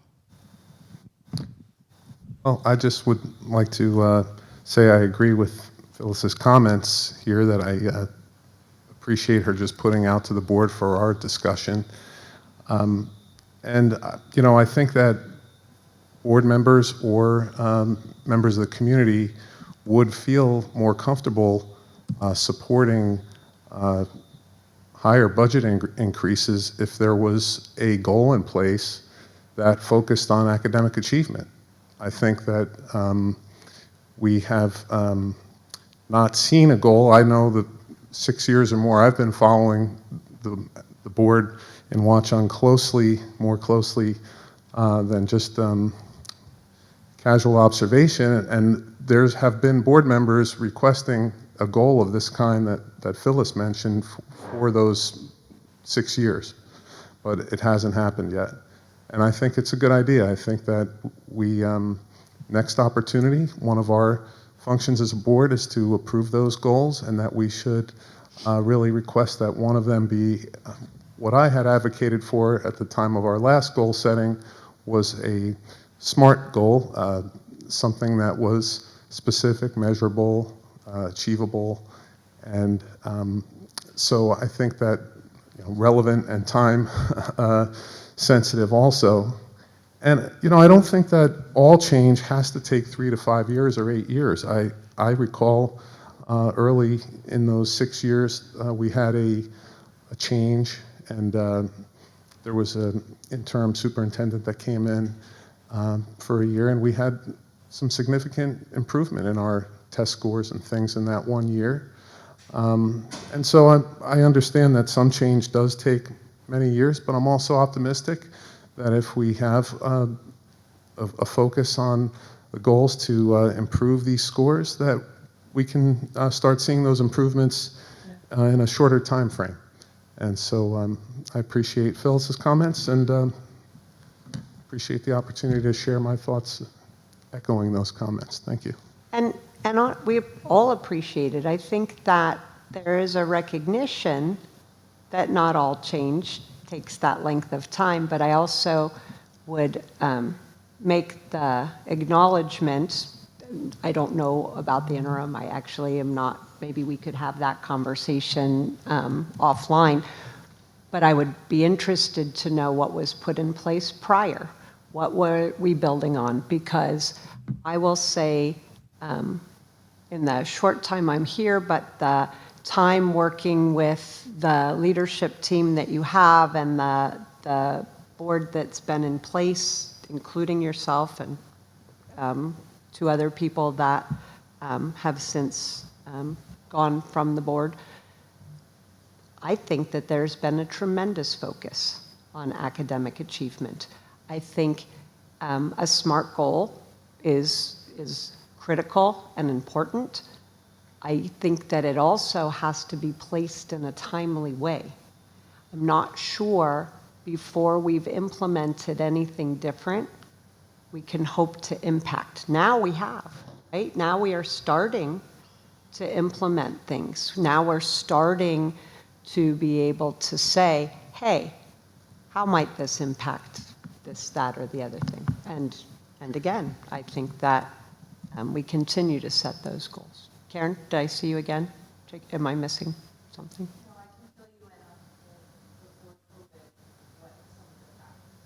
Okay. And again, I know things maybe. What would be an example of a SMART goal?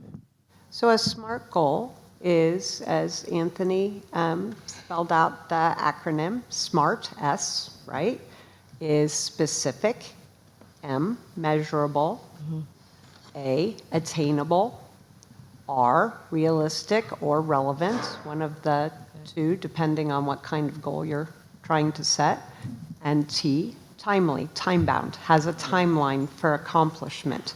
And that timeline could be anywhere on the continuum. So it might say something along the lines of, as a result of increased Conquer Math professional learning,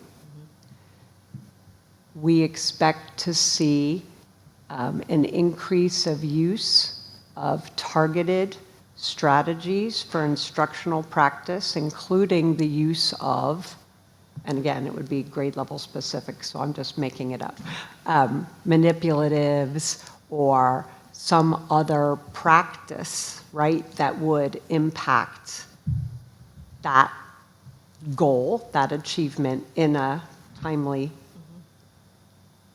time frame, I guess is the best way to say it. Does that help? And yes, it could have. It just don't sound specific enough for me. That's what. Well, so it depends on what we're setting a goal for, right? I know that, Anthony, you too, I'm not diminishing that contribution, you know, to give a specific percentage or a specific number. The challenge with that is it depends it can't just be a global, 10%, because you have individual students, individual things that we're trying to look at. And as Karen pointed out, a 2% difference, depending on the grade level, could be one child. But say out of 20 children, you would expect at least 15 of them to get this amount of information. We expect everybody to get the information. There is a difference between it being taught and it being learned. There are things, that what do we expect the students to know and be able to do? How do we know that they know it and are able to do it? What is that demonstration, right? It's not the NJSLA test. It is a much broader look, and as even the state will tell you, multiple measures, looking at multiple dynamics. So you could have that specific SMART goal, but I think we even need to break it down further than just a global. Go ahead, Karen.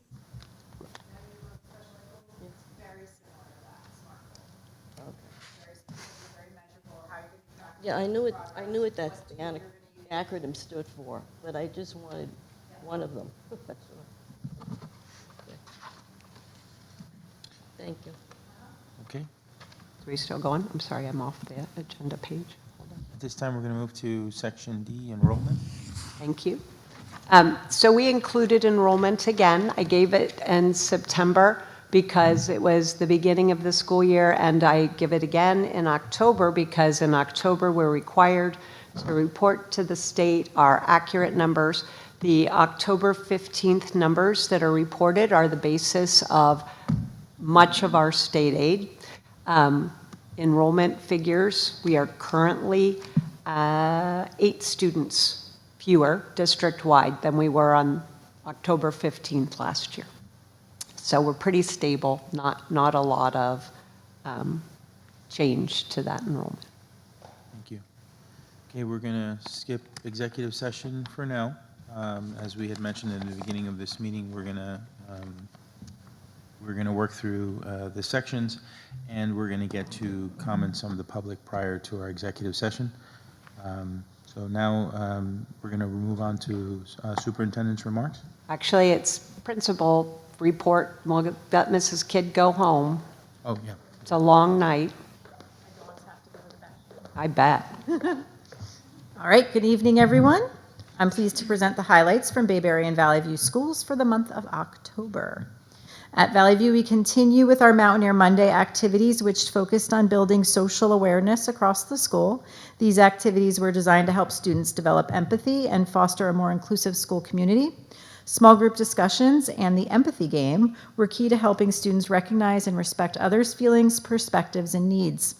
Large team activities, such as a mirror movement warm-up, creating a compliment chain, which you could see hung out by the gymnasium, and a human knot activity provided hands-on and physical experiences that promoted collaboration, communication, and understanding. Our student council elections took place on October 9th. I am happy to announce the results. Congratulations to our new president, Omesh Cholin, our vice president, Victoria Scomiel, our secretary, Giovanni Valentine, and our treasurer, Haley Gilligan. These students demonstrated leadership and enthusiasm during their speeches, and they've already begun all of their brainstorming in student council, and we look forward to their contributions this year.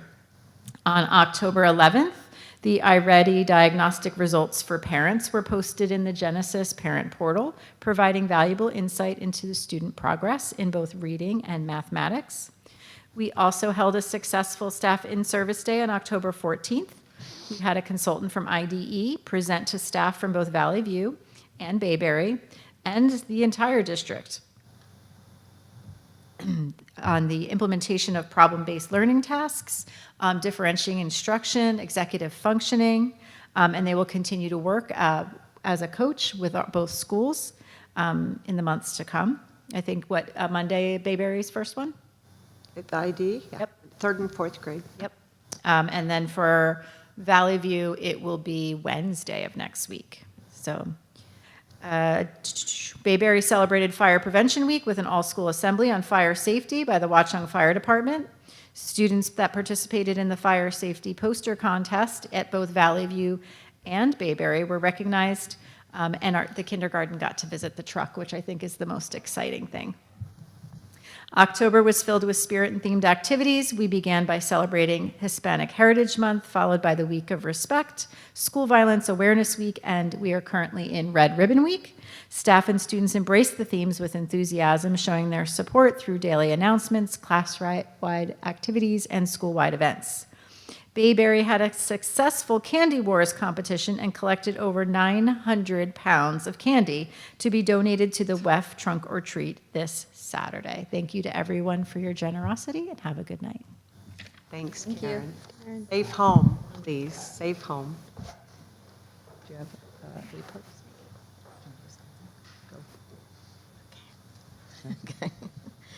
Anything from business administrator? Yeah. In business office, we completed our in-person audit, so they have left the building. The next 2 weeks, by the next 2 weeks, we have to finish up all the reporting, anything extra they've asked us for, any clarifications, and hopefully we'll be done by November 1st. That's our hope, and giving them the time now to put together the reports and the journal entries and all that fun stuff. That's pretty much it for the business office. Wow, that was a lot. All about audit, yes, yes. It was a lot on our staff. Always wish to thank them, even, to note that along with the referendum, all the extra work, then the audit, it's been nonstop. I'm just hoping that no one burns out in there. Nah, slow it down. Right. That's it from us. Thank you. No, thank you. So you got to hear from Connor early on and see some pictures from the projects at both schools. We are still moving, although they're still working. For me, I am just thrilled that the art room, the library is being fully used.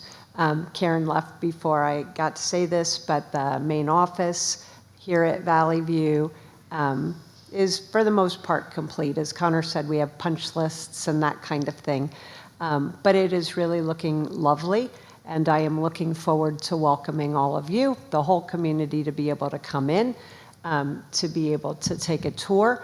We'll also, in mid-November, they'll be restoring the adventure course here at Valley View in the gym, and we'll do a ribbon cutting for that. And thank you again to WEF for funding that and able to bring that program back to us.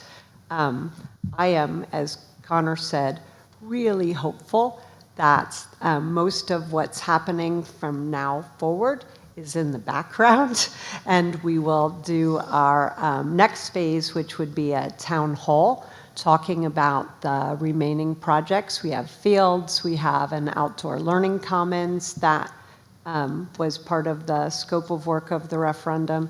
So we'll talk about that as a community. Then, kind of correct me if I'm wrong, after that we go out, we advertise and then bid for that work to be done next summer. So we'll have those conversations coming up, just to finish up with the referendum for my piece. Actually, since so much of what I'm talking about got reported, it's easy for me to skip through. Transportation. Denise wanted me to share that for the first time in the time that she has been here, all buses are arriving at Bayberry in the morning, not just on time, but ahead of schedule, so that she has been able to do the announcements each morning at 8:45 before even the change to the first period class. The afternoon, with the exception of today, and by the way, it even took me 45 minutes to get through town this afternoon, we have been really consistent with timing of the buses arriving by dismissal and having children home by around 4:15, 4:20 on all 8 routes. We were looking for a full 2 weeks of consistency, just to make sure before we updated everything in the afternoon for Genesis. But I'm really pleased with how those conversations have gone with the staff. They have had a huge piece to make sure that we could get kids on the buses more quickly afternoon, make sure that I get it wrong every time, Pickup Patrol, not Paw Patrol, Pickup Patrol was being implemented for everybody. We always have a lot of new families at the beginning of the year, and that causes confusion. We are, of course, continuing to look at a few things, but for the most part, when we can get accurate afternoon, we'll be in a good space to just focus on the remaining issues. For those of you who have heard me report previously, we continue to meet with the police. I think I talked to Chief Anderley as much as I talk to anybody on our staff. We continue to have our meetings with the mayor and the borough administrator. I think my next one is Monday or Tuesday. And I'm really valuing that opportunity for collaboration and to be looking at this as a broad picture. We each have our own authority.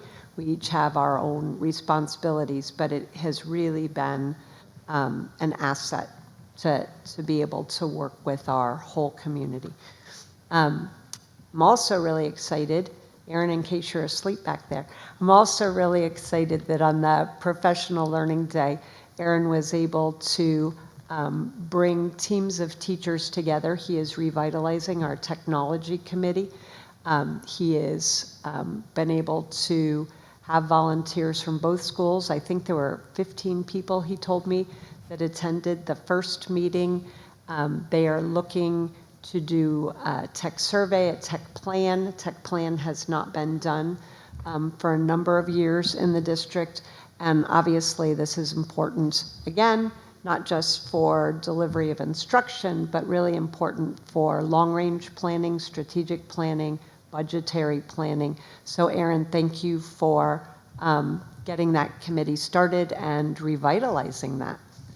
We, as part of several different initiatives, our strategic planning process, the regionalization survey, will be launching a culture and climate survey to our staff, the community, and our students in grades, I think it's 5th through 8th grade, might be 4th grade.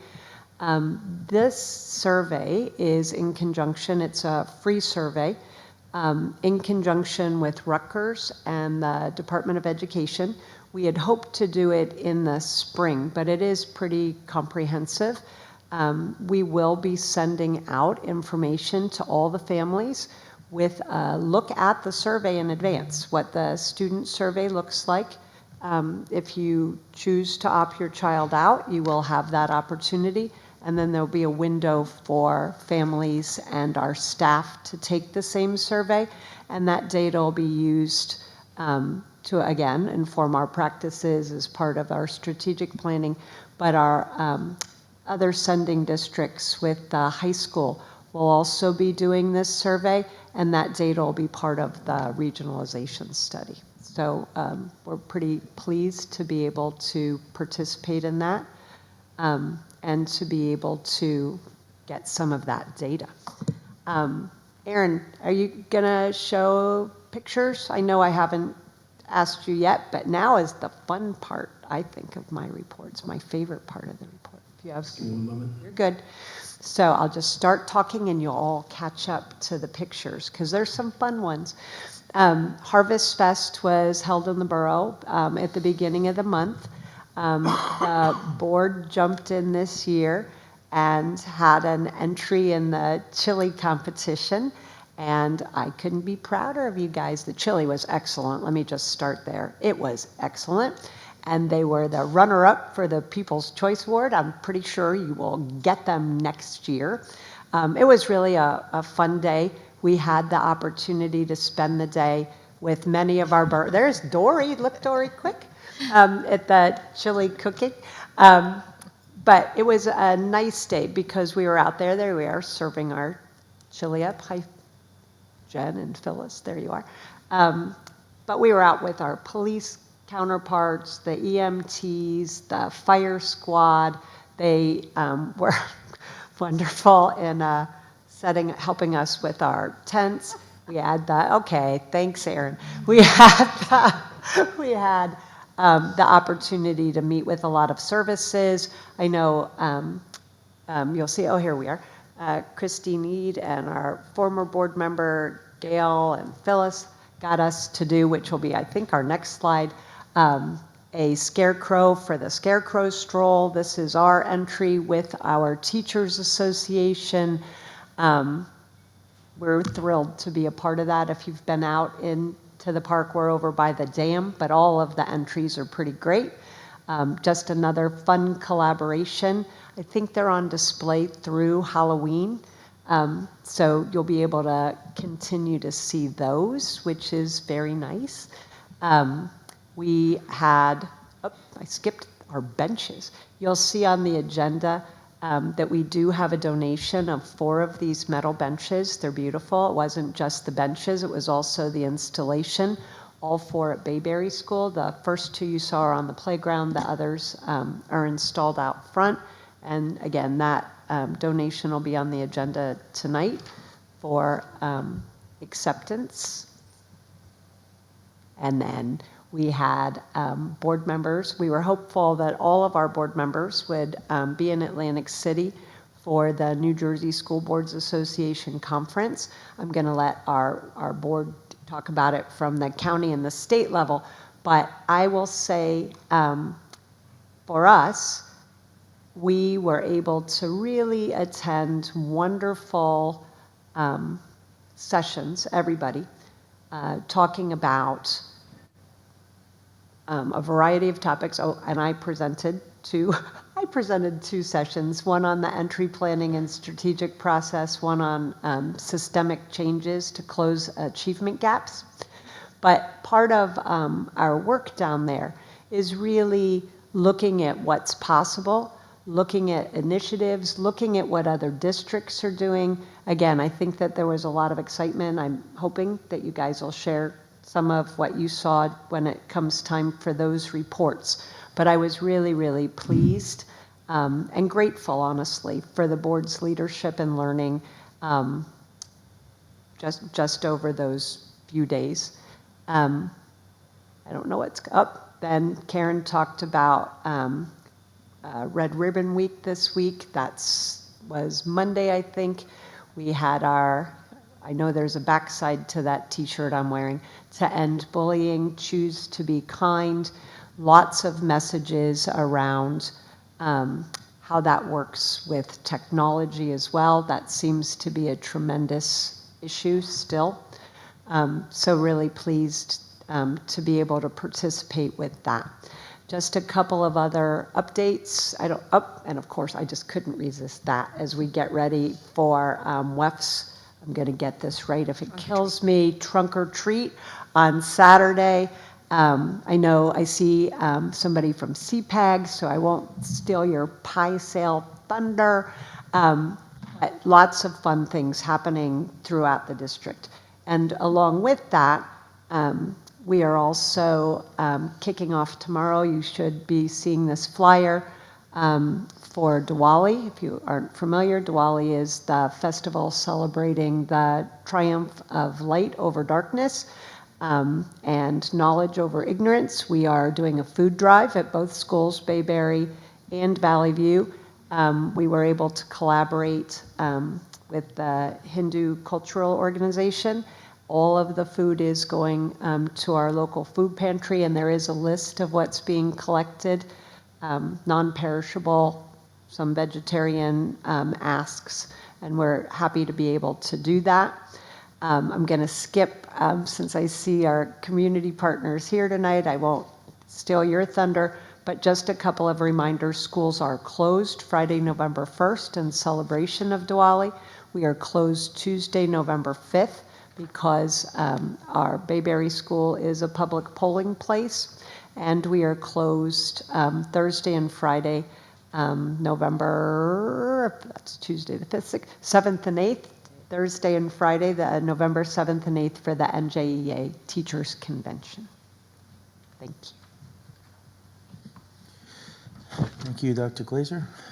At this time, we're going to move to committee reports. Human Resources, Mr. Fraser. The Personnel Committee met on Thursday, October 17th, 2024 at 5:30 p.m. In attendance were myself, Anthony Ingracia, and Dr. Julie Glazer. The committee discussed the before and after care staff addition, the co-curricular and extracurricular position recommendations, the Valley View before school duty changes due to the change in the busing schedule. We also discussed the resignation of a leave replacement teacher, a substitute addition, 6th period assignments to cover required scheduling, and the resignation of a Valley View secretary. Dr. Glazer is working on revising outdated job descriptions for secretary, and Karen Bishop-Johnson is equalizing salaries similar to what was done with custodians last year. This is necessary to make a recommendation to fill the position. We will also post an anticipated opening. Thank you. All right, now we're going to move on to operations and finance. So we met on October 15th. In attendance were Dr. Glazer, Manny Gonzalez, Connor O'Brien, Dory Harvey, Jen Aguilero, I got it right, okay, Karen Bishop-Johnson, myself, and Ricky Boyd. We discussed the recommendation about the chillers, that we wanted to do them before spring, but that has now changed, just because there was a lot of work that was undertaken and promised in a very short amount of time. The roof maintenance was completed last week, according to Ricky. The lead testing results have been posted on the website. They're state mandated. We're removing 4 affected water fountains. 4 benches were donated to Bayberry, as you saw in the slideshow. We discussed the NJSBA conference that we went to last week, or this week, sorry. We also discussed the transportation update. Dr. Glazer already gave an update on that as well. As for other donations, we have a wind turbine kit, which is cool, and a once-a-month therapy session for one classroom at Bayberry. With the dogs. We also discussed reaching out to a strategic plan coordinator, which did happen yesterday, actually. And I believe that's all. Thank you, Mr. Price. Curriculum, Phyllis? Yeah.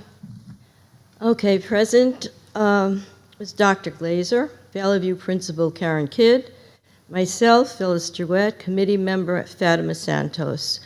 Our meeting began at 4:10 p.m. and ended at 5:16. Virtually present were Vice President Mohammed Rij, Bayberry Principal Denise Fickner, Director of Special Services Nicole DeToda, and committee member Dory Harvey. Items from the administration. Principal Kidd, Principal Fickner, and Dr. Glazer reviewed the spring 2024 NJSLA performance report that you saw tonight with the committee in preparation for our Board of Ed meeting. The New Jersey Department of Education Anti-Bullying Bill of Rights Act school self-assessment is completed. Mrs. DeToda will present the results at the Board of Ed meeting, which you also saw this evening. Highlights from the October 14th Professional Development Day included professional training with teachers to plan strategies to work with multi-language learners, curriculum planning for Bayberry's preschool program entitled Marco Polo, which includes online instructional videos for preschool students and their parents, was attended. The Conquer Math program now includes instruction for K-2 students, and the SOR Science of Reading program was explored. The NOMI NOMI app to teach strategies and behavior in crisis management and to recognize a crisis that may occur is available for all teachers. Paraprofessionals were included in all workshops. CPR training for teachers was given at Bayberry School, and training is scheduled for Valley View School in March, I thought. Valley View continues the SOAR program, and the science fair returns to Valley View and Bayberry. There are upcoming dates that Dr. Glazer just reviewed, so not to name them all again, I'll stop. Thanks. Thank you. I just did you say that Denise and Nicole were there? I'm sorry, I was listening, but I missed it. I just want to make sure that they were. They were. Good. Thank you. Policy, Dory? Sure, we met on Wednesday, October 16th. The meeting time was from 5 till 5:55. It was virtual. Those in attendance who stayed for the entire time were Dr. Julie Glazer, Mohammed Frage, myself, Danielle Amadeo, and Phyllis Jewett. We went over the following agenda items, which were follow-up items, Policy 3261, dress and grooming. The committee agreed to the recommendations from the administration and the principals regarding the policy, and it will appear on the agenda for a first reading. Policy 5440, honoring student achievement. The committee agreed to abolish the policy because it doesn't pertain to the ways the district operates academic, athletic, and service participation. Then we also followed up with Policy and Regulation 7510, use of school facilities. The committee agreed to add a cover letter advising groups in categories 1 and 2 to return the facility in the same manner as they received it, or they might be subject to additional cleanup/custodial fees. In addition, the entities in categories 1 and 2 should be advised on the availability of custodians in advance of their event. Groups listed in categories 1 and 2 must maintain professional and respectful demeanor when corresponding verbally or through electronic pathways with all district employees, or might be subject to not being allowed to use the facility for future events. The revised regulation for the revised facility use form will be on the agenda for the first reading. Finally, the committee agreed to review the location fee for Category 3 users. A discussion on how to market the use of our facilities to generate revenue for the district took place, and the committee agreed that it was a good idea and will await the administration on their recommendations at future policy meetings. Thank you. Thank Thank you. Okay, now we're going to move on to board liaison reports. Our legislative liaison, Mr. Frazier, No update at this time. and Somerset County Services, Ms. Harvey. We had a meeting, but I was unable to attend, so I do not have an update. I apologize. Thank you. Ms. Amadeo. Yep, I'll do the report for Somerset County and the School Boards Association. Thank you. So just to add on one little extra word about the NJSBA event this week, on top of what Dr. Glazer has already said, one of our board goals this year is to achieve NJSBA accreditation for every individual, which shows an effort at educating and improving all of our board and the work that we do. So attending this event was a part of that. So we got to participate in a lot of really interesting sessions on academic achievement. I attended one on high impact tutoring, which was really fascinating. On labor negotiations and recent trends in contract settlements, which is important as we'll be renegotiating contracts in the near future. Digital classrooms was a really fascinating one that came up, and on school finances. So we're looking forward to follow-up conversations on all of these topics and perhaps some action areas. Thank you. Was that That was both. okay? Great. Okay, now we're going to move on to Regionalization Committee. The Watchung Hills Shared Services and Regionalization Shared Services met on Monday, September 30th. With representation from both school districts and governing boards and Rowan School Regionalization Institution study team. We discussed data analysts. We discussed culture and climate surveys. We also discussed committee engagement. On October, the district PTO leadership meeting, the RSA study team will work with districts to coordinate the roundtable discussion with each district's executive leadership and PTO and PTAs. November post-election newsletter articles, a community summary outlining the shared services regionalization study process, and the process will be released and distributed through all districts and municipal communication channels. Editorial meetings will be scheduled with local editors to review the study and process and progress. And in December, key education stakeholders meeting will take place. Now we're going to move on to MUJC. Morris Union Jointure. We had our regular board meeting. I know I have talked about some of the presentations. This month we really focused on the tours of the DLC in Warren. That's one of the facilities, beautiful facility, and trying to see how to maximize the facility. Thank you. Okay, community engagement. Anyone here from PTO?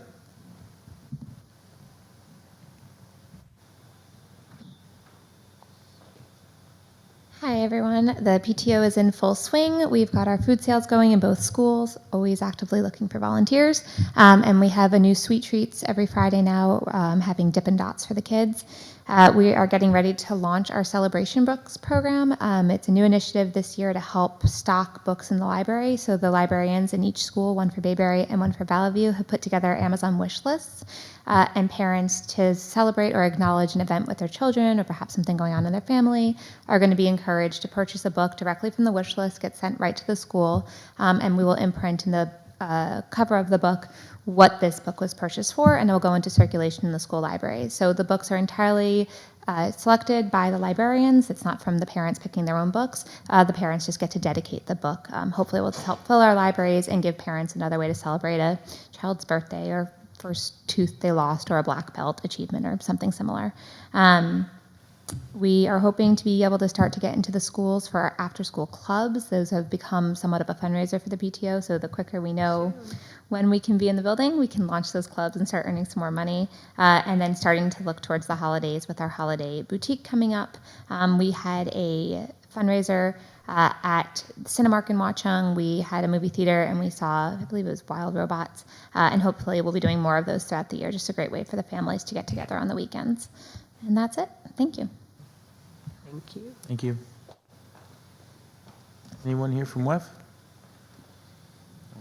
Boy, then I'll put a shout out. Saturday afternoon, 4 to 6 at Bayberry School is the WEF trunk or treat. Costumes, fun, should be great. And it is WEF's big fundraiser for the year. So if you can come out and support, they do a lot for us, and we are grateful. Thank you.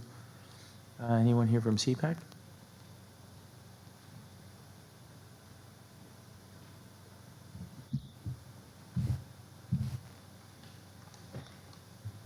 Good evening, Board of Ed and friends. I'm Smita Saraswat, President of CPAC, Special Education Parent Advisory Group. We're a tight community run by volunteers who believe all children can learn. Here in Watchung, our membership is aided by kind donors who have helped Watchung School District by donating very generously in the last 3 years. This has allowed CPAC to support the classrooms and the teachers who work with special needs and inclusion setting. This year, apart from the school planners donated to both Bayberry and Valley View, about $800, $700 worth, we've also been aiding Bayberry with school supplies to the value of about $1,600. And that's a lot of Amazon money, as you can realize, because we try to get things very affordably. Independently, CPAC orders them from cheapest vendors, ensures maximum returns for all the funds.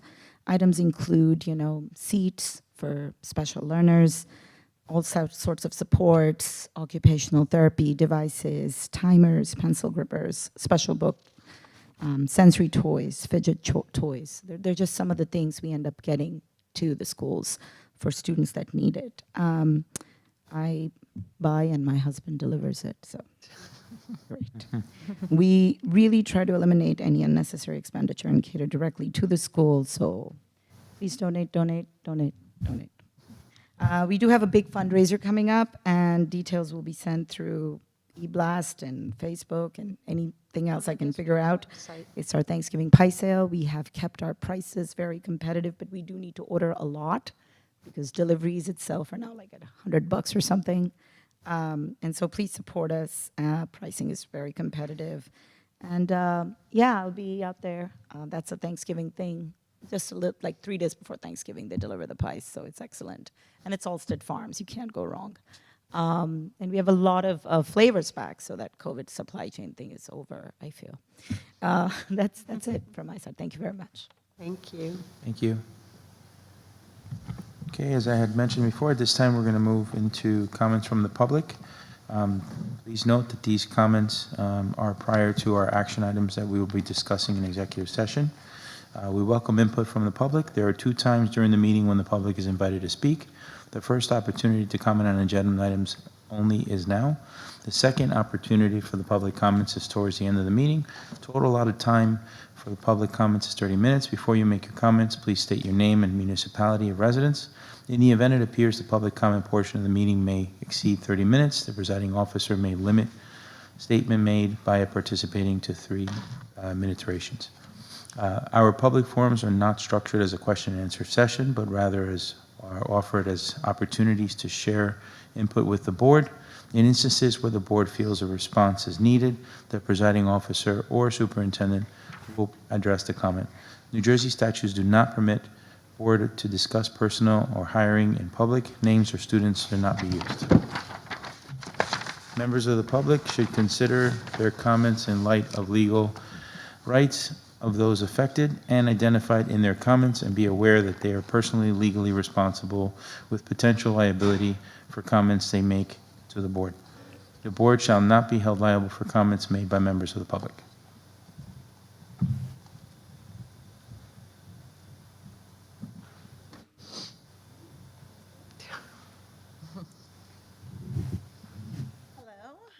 Jennifer Anderson. I'm on Upper Drive. I have 2 kids at Bayberry in kindergarten and 2nd grade. And I am also an educator. I teach in a nearby district. Tonight's whole conversation on curriculum and instruction. This is the backbone of education. And honestly, when I was going through the website and looking at the curriculum that is presented to my kindergartner and my 2nd grader, I was shocked to find out that our district does not have a director of curriculum, nor instruction, or any type of curriculum supervisor to support the staff here in Watchung. I believe that it is of the utmost importance to invest in our curriculum and instruction for the betterment of our students. That person could create SMART goals and oversee the alignment of the curriculum with New Jersey state standards and make sure that our staff is supported with professional development specific to the curriculum that's there. Also, in reviewing curriculum, I was also shocked to find out that we are using such outdated materials and resources to educate our children. You know, I don't know if there's policy and procedure here in Watchung Borough School District for reviewing curriculum. I don't know how often that happens, but where I am, it happens within every 5 years. We sit down, we review how what we are using is aligned to our state standards. We're looking at the NJSLA scores constantly, seeing how we can better our curriculum for our students. And to know that my kindergartner is using outdated materials from the Teachers College of Lucy Hawkins is mind-blowing to me. Also that the Go Math program is extremely outdated, and that is what we are currently using. I don't even know how to express in words how shocked I was. So my plea to you is to really invest in this and look into finding a point person for curriculum and instruction for our district. We are lacking, and that is where we can improve. We need somebody to guide the way, somebody to review materials, to, you know, I'm pleased to hear that the teachers are a part of this currently and that they are beginning to review what we are using, but it's not enough, and it's just adding another layer onto very full plates of teachers. So somebody who can go out there and do the research of what's available, best practices in instruction, and making sure that that is happening in our classrooms would benefit everyone in the district. Along those lines, you know, there are some great things that we are using here in Watchung. iReady is a very useful tool for us to individualize education plans for everyone across the district. However, I think the implementation of the instruction and the usage of iReady needs some adjustment. My kindergartner comes home every day crying and frustrated that she is doing iReady during rest. Kindergartners are meant to have a rest period, and doing iReady lessons during that time is really frustrating. She needs some time to decompress, to actually rest, and, you know, working with teachers on timing of iReady implementation, or, you know, how else we can incorporate those lessons into the day would also be beneficial. So that's it. My bottom line is that we really do need to invest in a director of curriculum and instruction for our district. Thanks. Thank you, and since Denise isn't here, and I don't know if you've shared your concerns with her, we'll share that with her as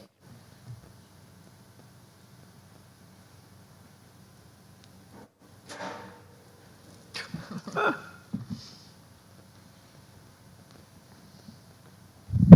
Good evening, everyone. I'm Tom Nadby-Only, and yes, I'm a resident, been here for quite some time. And, you know, I was watching the presentation, particularly about the test scores, and, you know, it was sliced 18 ways to Sunday, and hopefully there's not a quiz on it.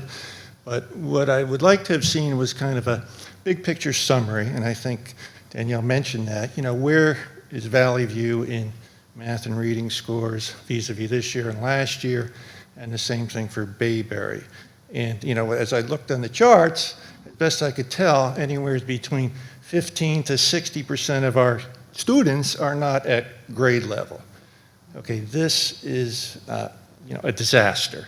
Okay, 10 years ago and before that, our school was an outlier. It's a statistical outlier. We're in the top percentiles in the state. Now we're closer to the middle of the pack. Okay, and then I heard you say you have goals, but they're for teachers and everybody else. So one question I have is, what were the expectations last year for, this time for taking the test? And did we meet those or exceed them this year? And then are there stepping stones along the way?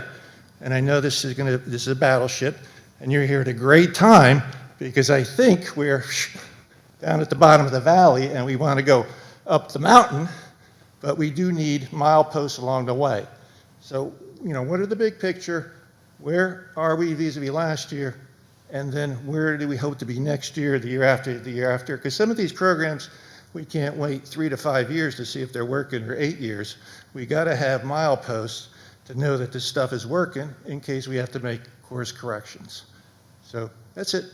Thank you. Thank you.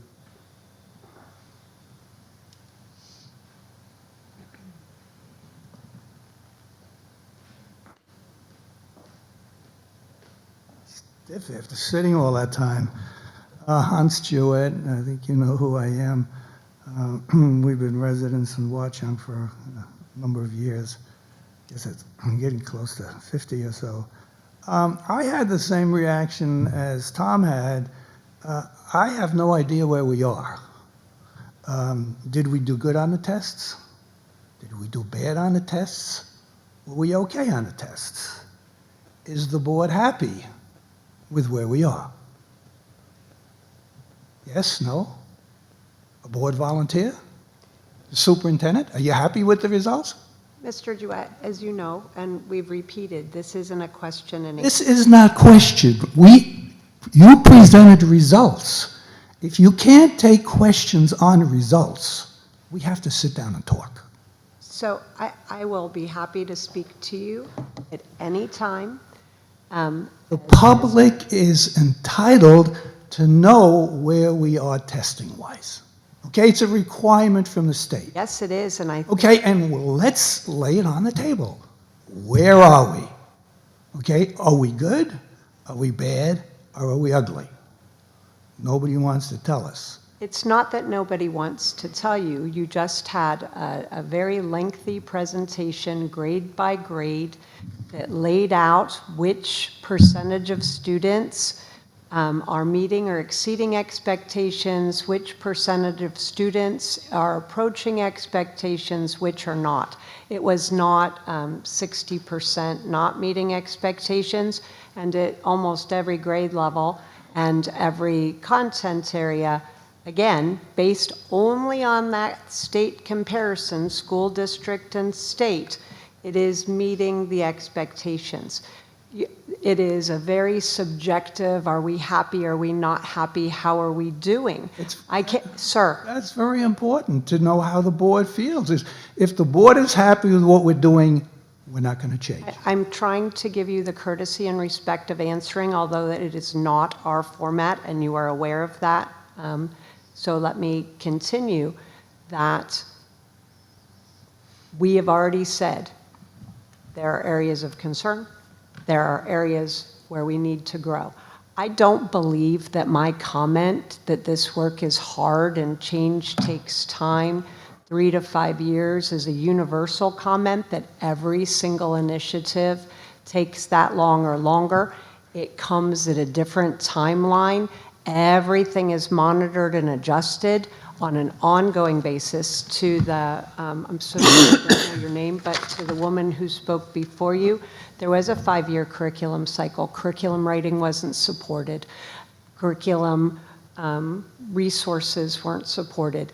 So, you know, I am going to say, as somebody who's only been here for a year and has spent that year listening and analyzing and reviewing, we have a lot of work to do.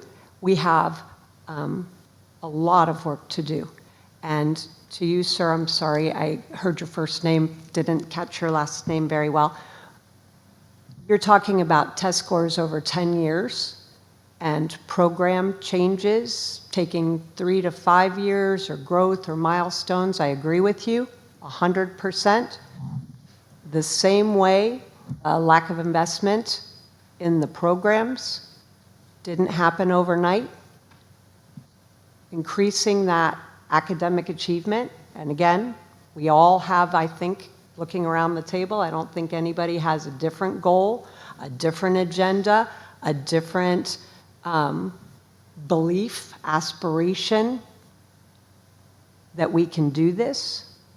And again, I think that we spent quite a bit of time tonight talking about the strategies to make that happen. There are people who are looking at this and they are evaluating it. One of them is U.S. News and World Report. They will be coming out with a report on how we performed. This is what they said for 2024. They said, this is the overview of Bayberry School. Bayberry School is a public school located in Watchung, New Jersey, which is a large suburb setting. The student population of Bayberry is 357, and the school serves pre-K through 4. At Bayberry, 42% of the students scored above the proficient level in math, and 57% scored above the level in reading. That means more than half of our kids at Bayberry are not proficient. We didn't see that tonight. We didn't see if there was an improvement from this tonight. I think the public is owed that. We talked about goal settings. Those are goals. That performance, the one which is scary, the one which is really scary to me, having struggled in math, okay, I'm an engineer and struggled in math. My roommate, as a freshman, used to read his calculus book, come out of the test with an A. I studied for 10 hours and came out with a C. So, you know, I know a lot of math. I know a little math, very little. But I think one of your charts showed when our kids leave Valley View, okay, 50% are not proficient in math. To me, that is inner city school numbers. So I'm going to say that, again, this would be a great conversation for us to have. Maybe I'll do a parent series. I'm happy to talk to you offline. That is not what I want to be respectful. I want to be respectful, but I don't think you properly presented where we are, where we were last year, and where we're going to wind up being reported this year. I think if we're going to improve, we have to acknowledge where we are. That's always the starting point. And I saw nothing that acknowledged that we're 50%.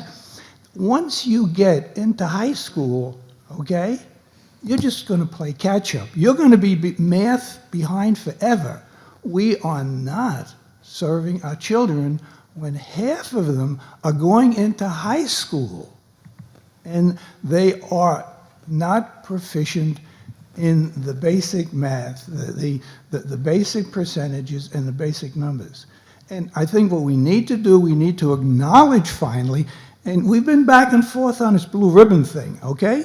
We need to acknowledge where we are at these sessions and then move forward.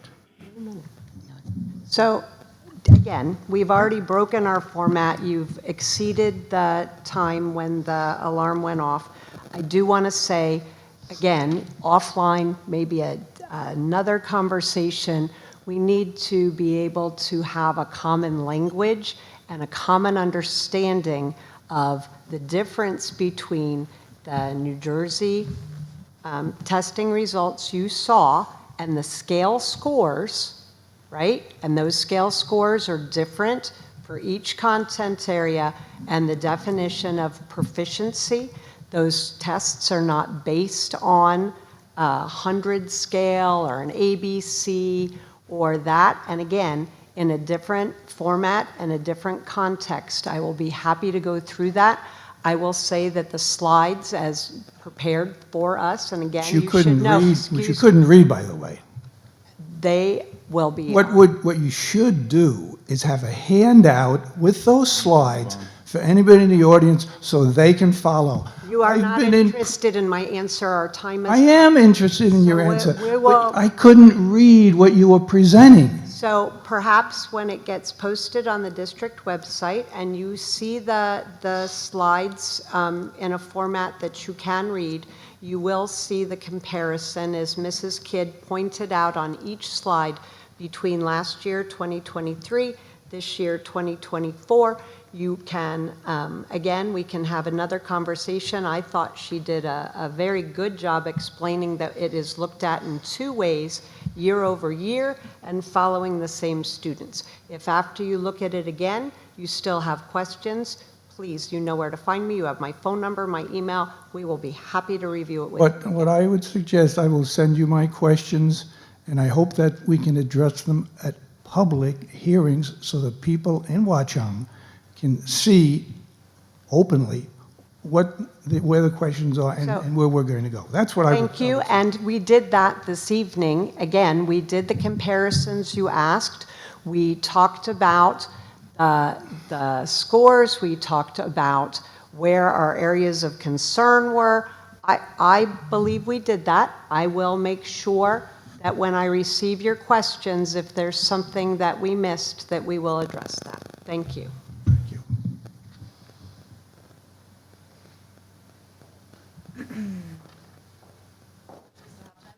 Oh, you have time. It's a three-minute. Okay. Jessica Maddox, 35 Crestwood Drive. I've got 2 kids in 3rd grade, and I wanted to talk a little bit about, I mean, obviously, we all know that we're wanting to improve academics. I've got 2 kids in 3rd grade that come home and are excited about what they're learning in math. Luckily, they were given 2 really good teachers. I mean, most of the teachers in 3rd grade are great, so I'm impressed with their excitement to come home, to learn, to practice. They use Prodigy to come home and do the extra fun stuff that all our little kids want to do on computers. You know, everything's about computers, everything's about AI, everything's about technology. And so I think that's the important piece, is that, you know, in the future, we need to prepare our kids for anything that is technology-based, and it sounds like based on the presentations and what you have in store for us, it sounds like a lot of that is being incorporated. I'm excited about these changes that are coming. The biggest piece that I'm really excited about is the fact that the report cards are going to change, because I didn't like the report cards, honestly. And the report cards that we did just recently receive, my kids did get, I was pretty pleased with their performance and the feedback that was on them. But obviously, there can be a little bit of improvement, so I'm happy to see that there's going to be some changes on that. The other thing that I was really excited about was the bus route change. Thank you for working on that, you guys. Last year was a complete mess. There was a lot of anticipation in regards to the bus routes and a lot of the, how should I nicely say that, just cluster, to put it in nice words. And this year, you know, there's been a significant change. There's been some bumps. That was to be expected, but overall, it's been really good. There was a little piece where my boys had to change buses, and there was just, you know, anticipation of like, no, you know, we don't want to change things. We liked our bus driver. It was great. But honestly, I'm so happy that that happened, because now I don't have to go to parent pickup anymore. My boys go to Ninja twice a week, and so they actually get home a lot faster than what I would sitting in parent pickup. So I don't have to deal with coming down the hill in traffic and then trying to get back up the hill. My boys doing their homework. So thank you for organizing that. The only thing that I would ask is if, you know, such as something like today when they were 40 minutes, I think it was about 40, 45 minutes late, due to traffic, not something that was the school, but if there's some kind of, you know, just response to us a little bit earlier than the 40 minutes, I tracked my kids, so I knew that there was a delay and that they were still sitting at the school. I'm not supposed to say that, but I do track my kids because, you know, I was not happy with the bus last year. So that's what I do, is I track my kids to make sure that they're okay and they're going to get home at some point during the day. So I'm just excited that it's better, and just one little teeny tweak. The other thing that I wanted to talk about was, I think that's pretty much it. But just those couple of things, you know, I like the direction that we're heading. You know, I think we all agree that academics needs to improve, and that's the goal, is academics for all of our kids. And I'm excited about what we're looking at. You know, the biggest thing is making sure that we have stability within our school system. Stability starts with the board, obviously our superintendent, and just making sure that we move forward. And I'm glad that, you know, we've got some really great goals, and I'm looking forward to seeing those goals implemented. Thank you. Thank you.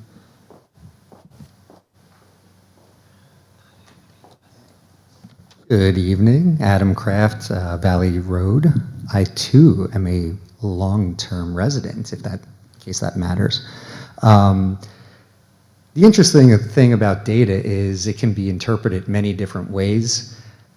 When I was paying attention to the presentation, I saw that over 90% of students are either approaching or or have exceeded expectations. I find that to be very good. I have three children, 2 in Bayberry, 1 in Valley View, so I understand that approaching grade level is okay, especially this early in the grade year.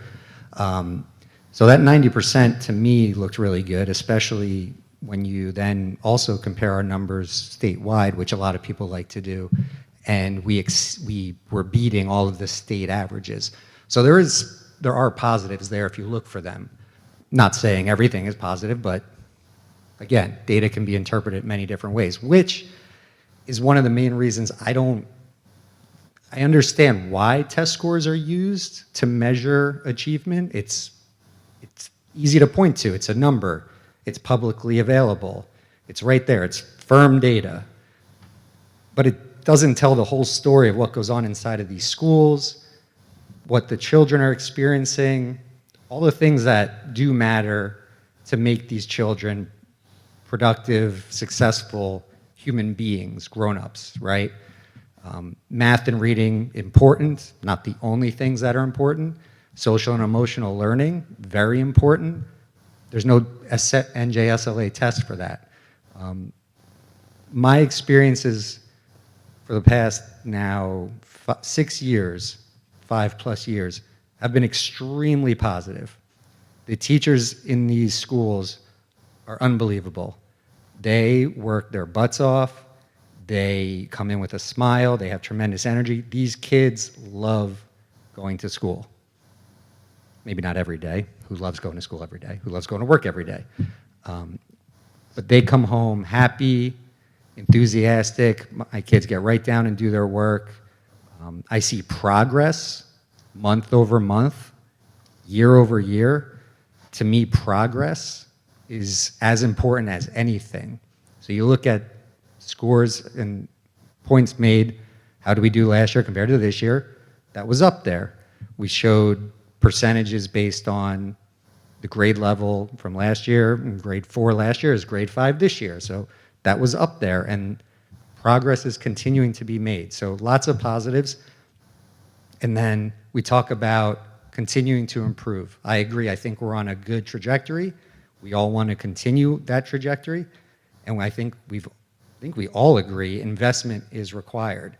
So when I read things and I hear things that people are complaining about this tax levy, I question it because it seems like we're all on the same page until it comes to money, where we're the we spend the 5th lowest amount of money per pupil in the county, and we have the 5th lowest tax rate in the county. We're not investing that much money for our children. We could be investing so much more. So thank you to the board, to the administration and the board for seeing that and doing something about that. I think that is putting us on a great path. I think what Jennifer said about the director of curriculum is so important, and now hopefully we have money for it and all these other great things. So thank you, and please continue working hard. Appreciate it.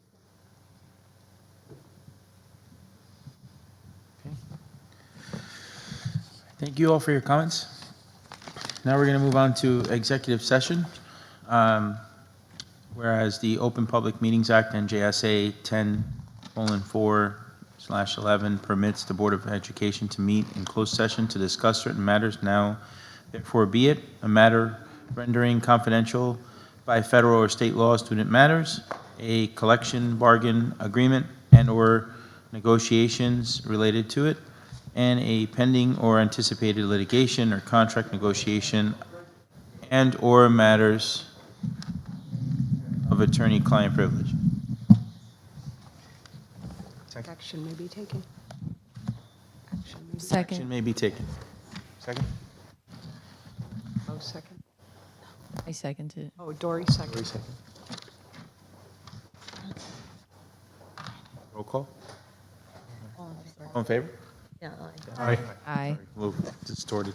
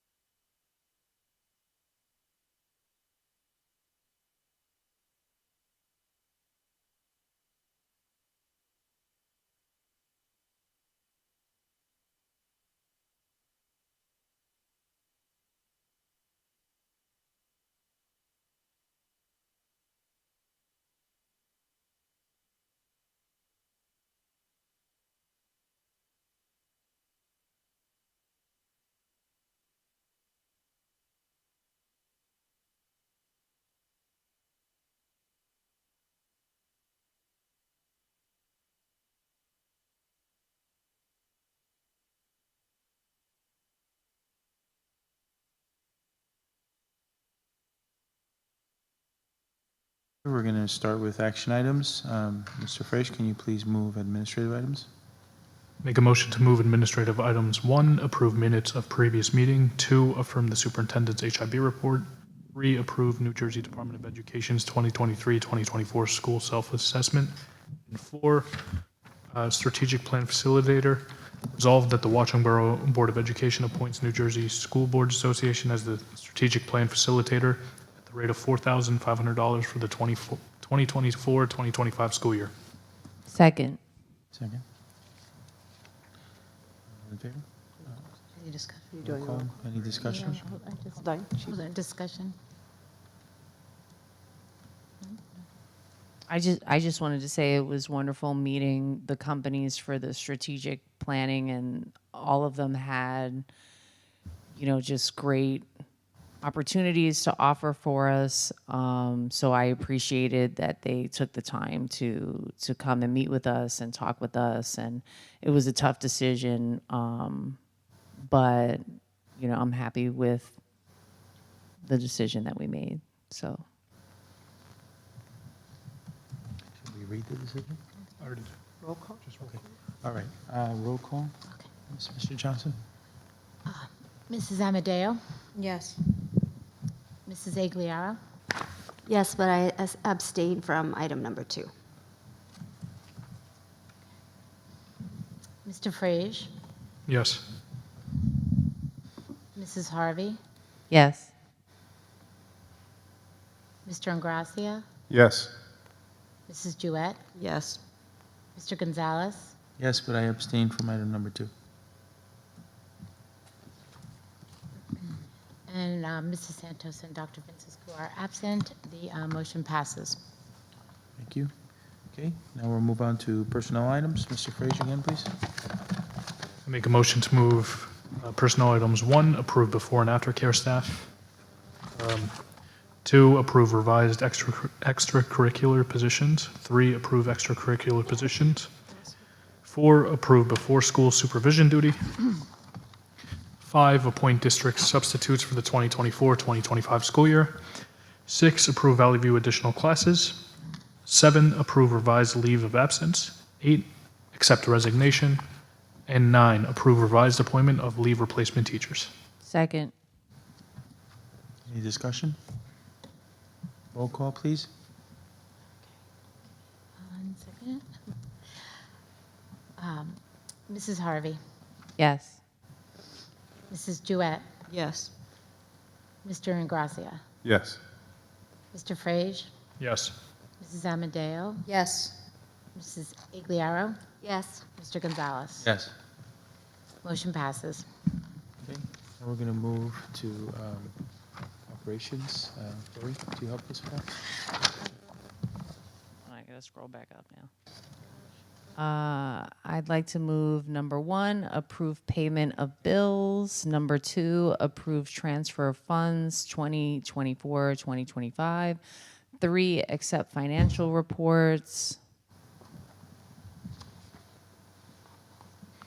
The addition. 4, approve professional development / school business and related expenses. 5, approve OOD transportation services. 6, approve transportation services agreement with UCESC. 7, approve revised transportation jointure with Watchung Hills Regional High School. 8, approve interlocal / shared services agreement between Watchung Borough Board of Education and Morris Union Jointure Commission for vehicle maintenance for the 2024-2025 school year. 9, approve payment application for Bayberry and Valley View HVAC upgrades. 10, approve payment application for educational alterations at Valley View School. I don't have 11 on mine. Neither do I. Okay, so I'll just say 12, accept donation from Creature Comfort Pet Therapy. 13, accept donation of 4 metal benches. 14, accept donation of wind turbine kit. And 15, labor negotiator. Second. Any discussion? read out the whole labor negotiator. Oh, yeah. Oh, do you want me to read it? Okay, I'm sorry, I just smacked myself in the face with the microphone. For number 15, labor negotiator resolves that the Watchung Borough Board of Education appoints Chasen Lamparello, Malone, and Capuzzo, I'm sorry if I said any of that wrong, as the labor negotiator / chief spokesman or spokesperson for the 2024-2025 school year. Roll call, please. Anybody second? We already did the second. There was no discussion. Yeah, we did the second. It was just, I didn't read out number 15. It's okay, I just missed it. Sorry. And no discussion. Okay, Mrs. Igliaro? Yes. Mr. Frage? Yes. Mr. Ingracia? Yes. Mrs. Harvey? Yes, but abstain from 15. Mrs. Jewett? Yes. Mr. Gonzalez? Yes. And Mrs. Amadeo? Yes. Okay, Mrs. Santos and Dr. Vincenzo are absent. Motion passes. Thank you. Mrs. Jewett, can you please read curriculum? Okay. I move number 1, approve the potential field trips for the 2024-2025 school year. Do you want me to name all the field trips? I didn't think. It would take you, no, Okay. it's a tack. Second? Jennifer was the second. Any? Roll call. Any discussion? No? Roll call. Mrs. Amadeo? Yes. Mr. Frage? Yes. Mr. Ingracia? Yes. Mrs. Jewett? Yes. Mrs. Harvey? Yes. Mrs. Igliaro? Yes. Mr. Gonzalez? Yes. Mrs. Santos, Dr. Vincenzo are absent. Motion passes.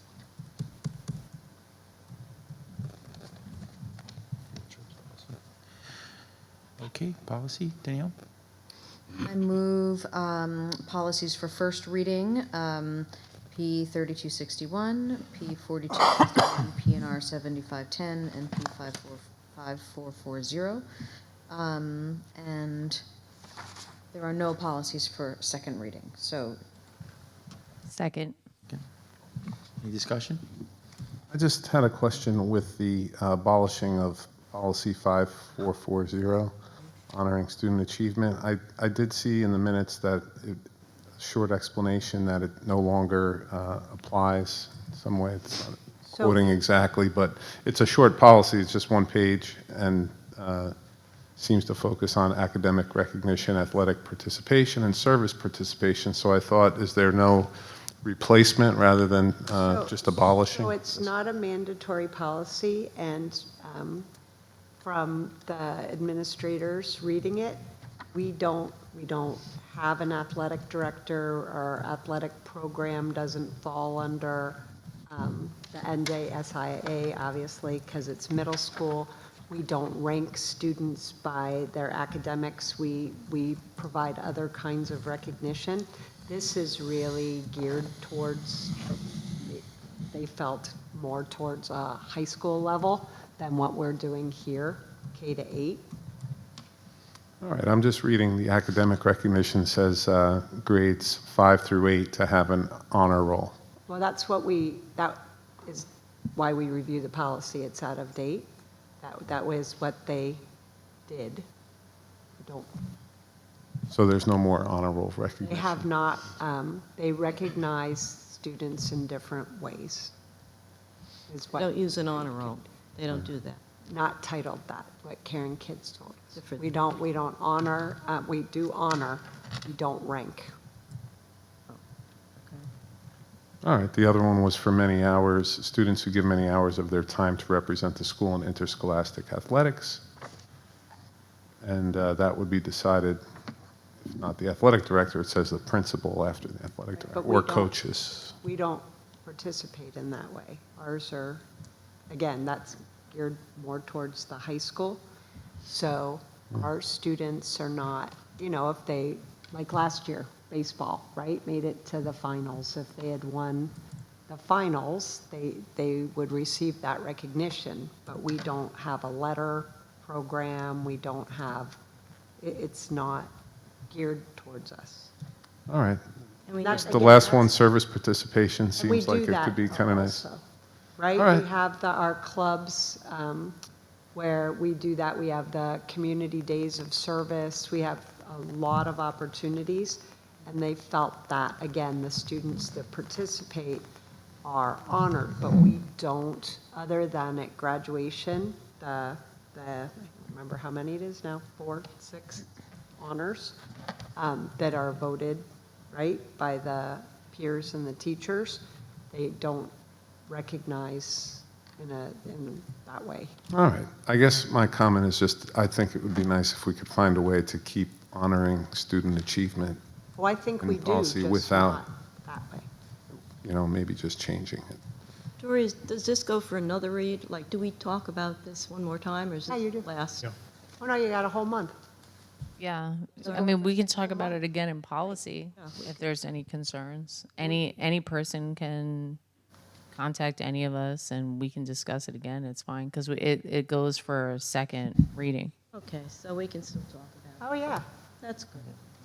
So Phyllis, in the committee, when we say, Right. Did anybody get any feedback? Was there, that's, Yeah. I thought of it mostly as not an academic, but an athletic. We don't have, like you said, the letter. we don't have, We don't have that. That's what I was our thinking. structure isn't big enough. But it doesn't look nice when you say honoring student achievement. We're abolishing that. Oh, but I don't have Bad. the control over the title of the policy. Which is great that you guys ask questions, so now everybody knows. Okay. So we'll talk about No it. longer with us. we could say. Okay, so we did a roll call? Did you? We did this, who did a second? Miss Dory Harvey. Okay, so roll call, please. Okay, Mrs. Agliaro, Yes. Yes. Mr. Frage, Yes. Mrs. Amadeo, Yes. Mrs. Harvey, yes. Mr. Ingracia, I'm a no on the, just out of the 4 listed, I'm a no on P5440, abolishing honoring student achievement. got it. Which will lead us to further discussion, just so everybody understands. Okay. And Mrs. Jewett? Yes, I'll do the same. I want to hold off on the E5440 until we Got it. discuss it again. Okay. Mr. Gonzalez? As sad as I am to see it go, I am a yes. Okay. And Mrs. Santos and Dr. Vinces Kua are absent. The motion passes. And again, just to clarify, even though the motion passes, you still have this whole month for discussion before a second reading. Okay. Moving on to board business. I don't have any board business, but I was just going to say if there's any specific questions about that policy, if everyone can please email them ahead of time so that we can have the principals comment on it, because they're the ones who are kind of stating whether or not we need that policy based on what they do in both schools. So if you have any specific questions, please send it to us ahead of time so that we can get the principals to comment. I'd appreciate it. Because our meeting was so long last time, there were people who left that didn't get to comment, and I received feedback, positive feedback about all the busing changes that I just wanted to say. I'm hearing good things from the community about all the positive changes in busing, and I know there's still a few issues left to resolve. I'm glad we're working through those. And I'm really hopeful that we can take the learnings that we've had this year and implement them in advance next time. And we have a person in advance, I hope, right? So that helps too. No. Okay, no other board business? No, Okay, I have a statement to make. Good evening, all. I'm making a short statement on behalf of the board related to our decision to hire special counsel and to oppose a petition filed by board member Mr. Negracia against the board. We will not be answering questions at this time. Several months ago, the board undertook a process to fill a vacancy on the Board of Education. In furtherance of that goal, we received applicants, reviewed material, and eventually appointed a new member. This was done in consultation with legal counsel and with the administration. Board member Anagracio, in apparent dissatisfaction with board process, filed an action against the board, the Commissioner of Education. In filing this legal action, board member Anagracio took position adverse to the board and to our staff. Outside of several narrow exemptions which do not apply here, it is the board's position that this is impermissible. Board member Anagracio takes the position that the board should have filed the board vacancy differently. He has a process which he believes would have been more efficient.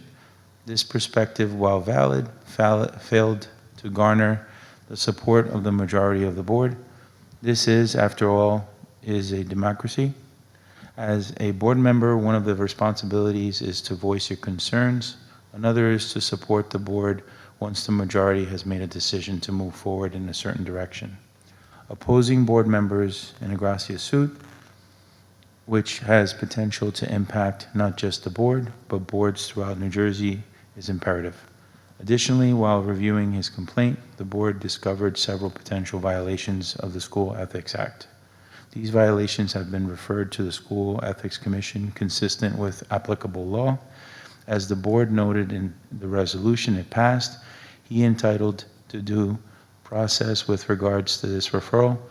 The appropriate entity charged with determined board member adherence to statute School Ethics Act will make the ultimate decision. We believe fully in the appropriate course of action in this case. Board members have the freedom to advocate and question in furtherance of their duties. However, once the board has adopted a course of action, continued attempts to determine the board is not helpful nor is necessary. In fact, it can be detrimental to the board and to aim of the district's hardworking staff and ultimately to our school district community and our students. Each of us has a responsibility to enact the plan or action approved by the majority of the board. Anyone who is unable to do that will find difficult to work as part of this, or any board to contribute to this, or any democracy. All right. Well, I'd like to make a statement that I completely disagree with what you're saying. I think there's errors in fact and in your judgment, and you've done a very poor job throughout this process with continuing to make these public statements that are not true. So, again, I don't know what counsel you're getting, but I think it's bad, and I think that your judgment is very poor. Thank you. Well, this is my first comment that I've made publicly. You've read a resolution twice. I think that I will be vindicated in that process. I disagree with how you are describing my actions in your statement. And I think you intentionally lie. I think that you do. So I'm sorry. I've tried to help you through your leadership. Mo too. You've come out publicly basically saying that you've brought these ethics charges to silence me and to have me stop asking questions. It's on video. So the both of you are a very, unfortunately, toxic combination for our board leadership. And I'll leave it at that, but I disagree with your statements completely. The suit that we received, honestly, is just frivolous. It was not a suit. That's a first misstatement of fact. It's a, right. it's a If you petition for wanna a declaratory change the name, judgment to I apologize. through the proper Whatever. channels, which, by the way, the NJSBA guided me through. So I didn't go and do something just out of my own improper actions. I followed the guidelines for how to solve a legitimate dispute between board members. You did not And follow so the you continue guidelines, to, yes, I which did. is why we have the No. ability to file an ethics complaint. Look, like I said, I'm willing to put some of this on bad counsel, but it's also bad judgment and lack of integrity at this point. I just want to thank everyone for saying what they want to say, and we can all agree to disagree, and maybe we should move on. I haven't been making two resolutions and public statements directed at them, so at this point, I think I have the right to respond and say that I completely disagree I didn't with say how that that was characterized. I didn't say that you couldn't. I thanked you for your comments. Thank you. This all could have been avoided, too. I'd like to say that, too. If you hadn't completely denied a board member his rights, and the board our rights to do things, Can I just ask, the way that was proper. point of order, that we move on, please? We're going to move on. Another comment from So now we're going to move on to comments from the public, seeing that there is no public members here. May I have a motion to adjourn? So moved. Second. Any further discussion? No? Okay. This meeting is adjourned. All in favor? All in favor? Aye. Aye. Aye.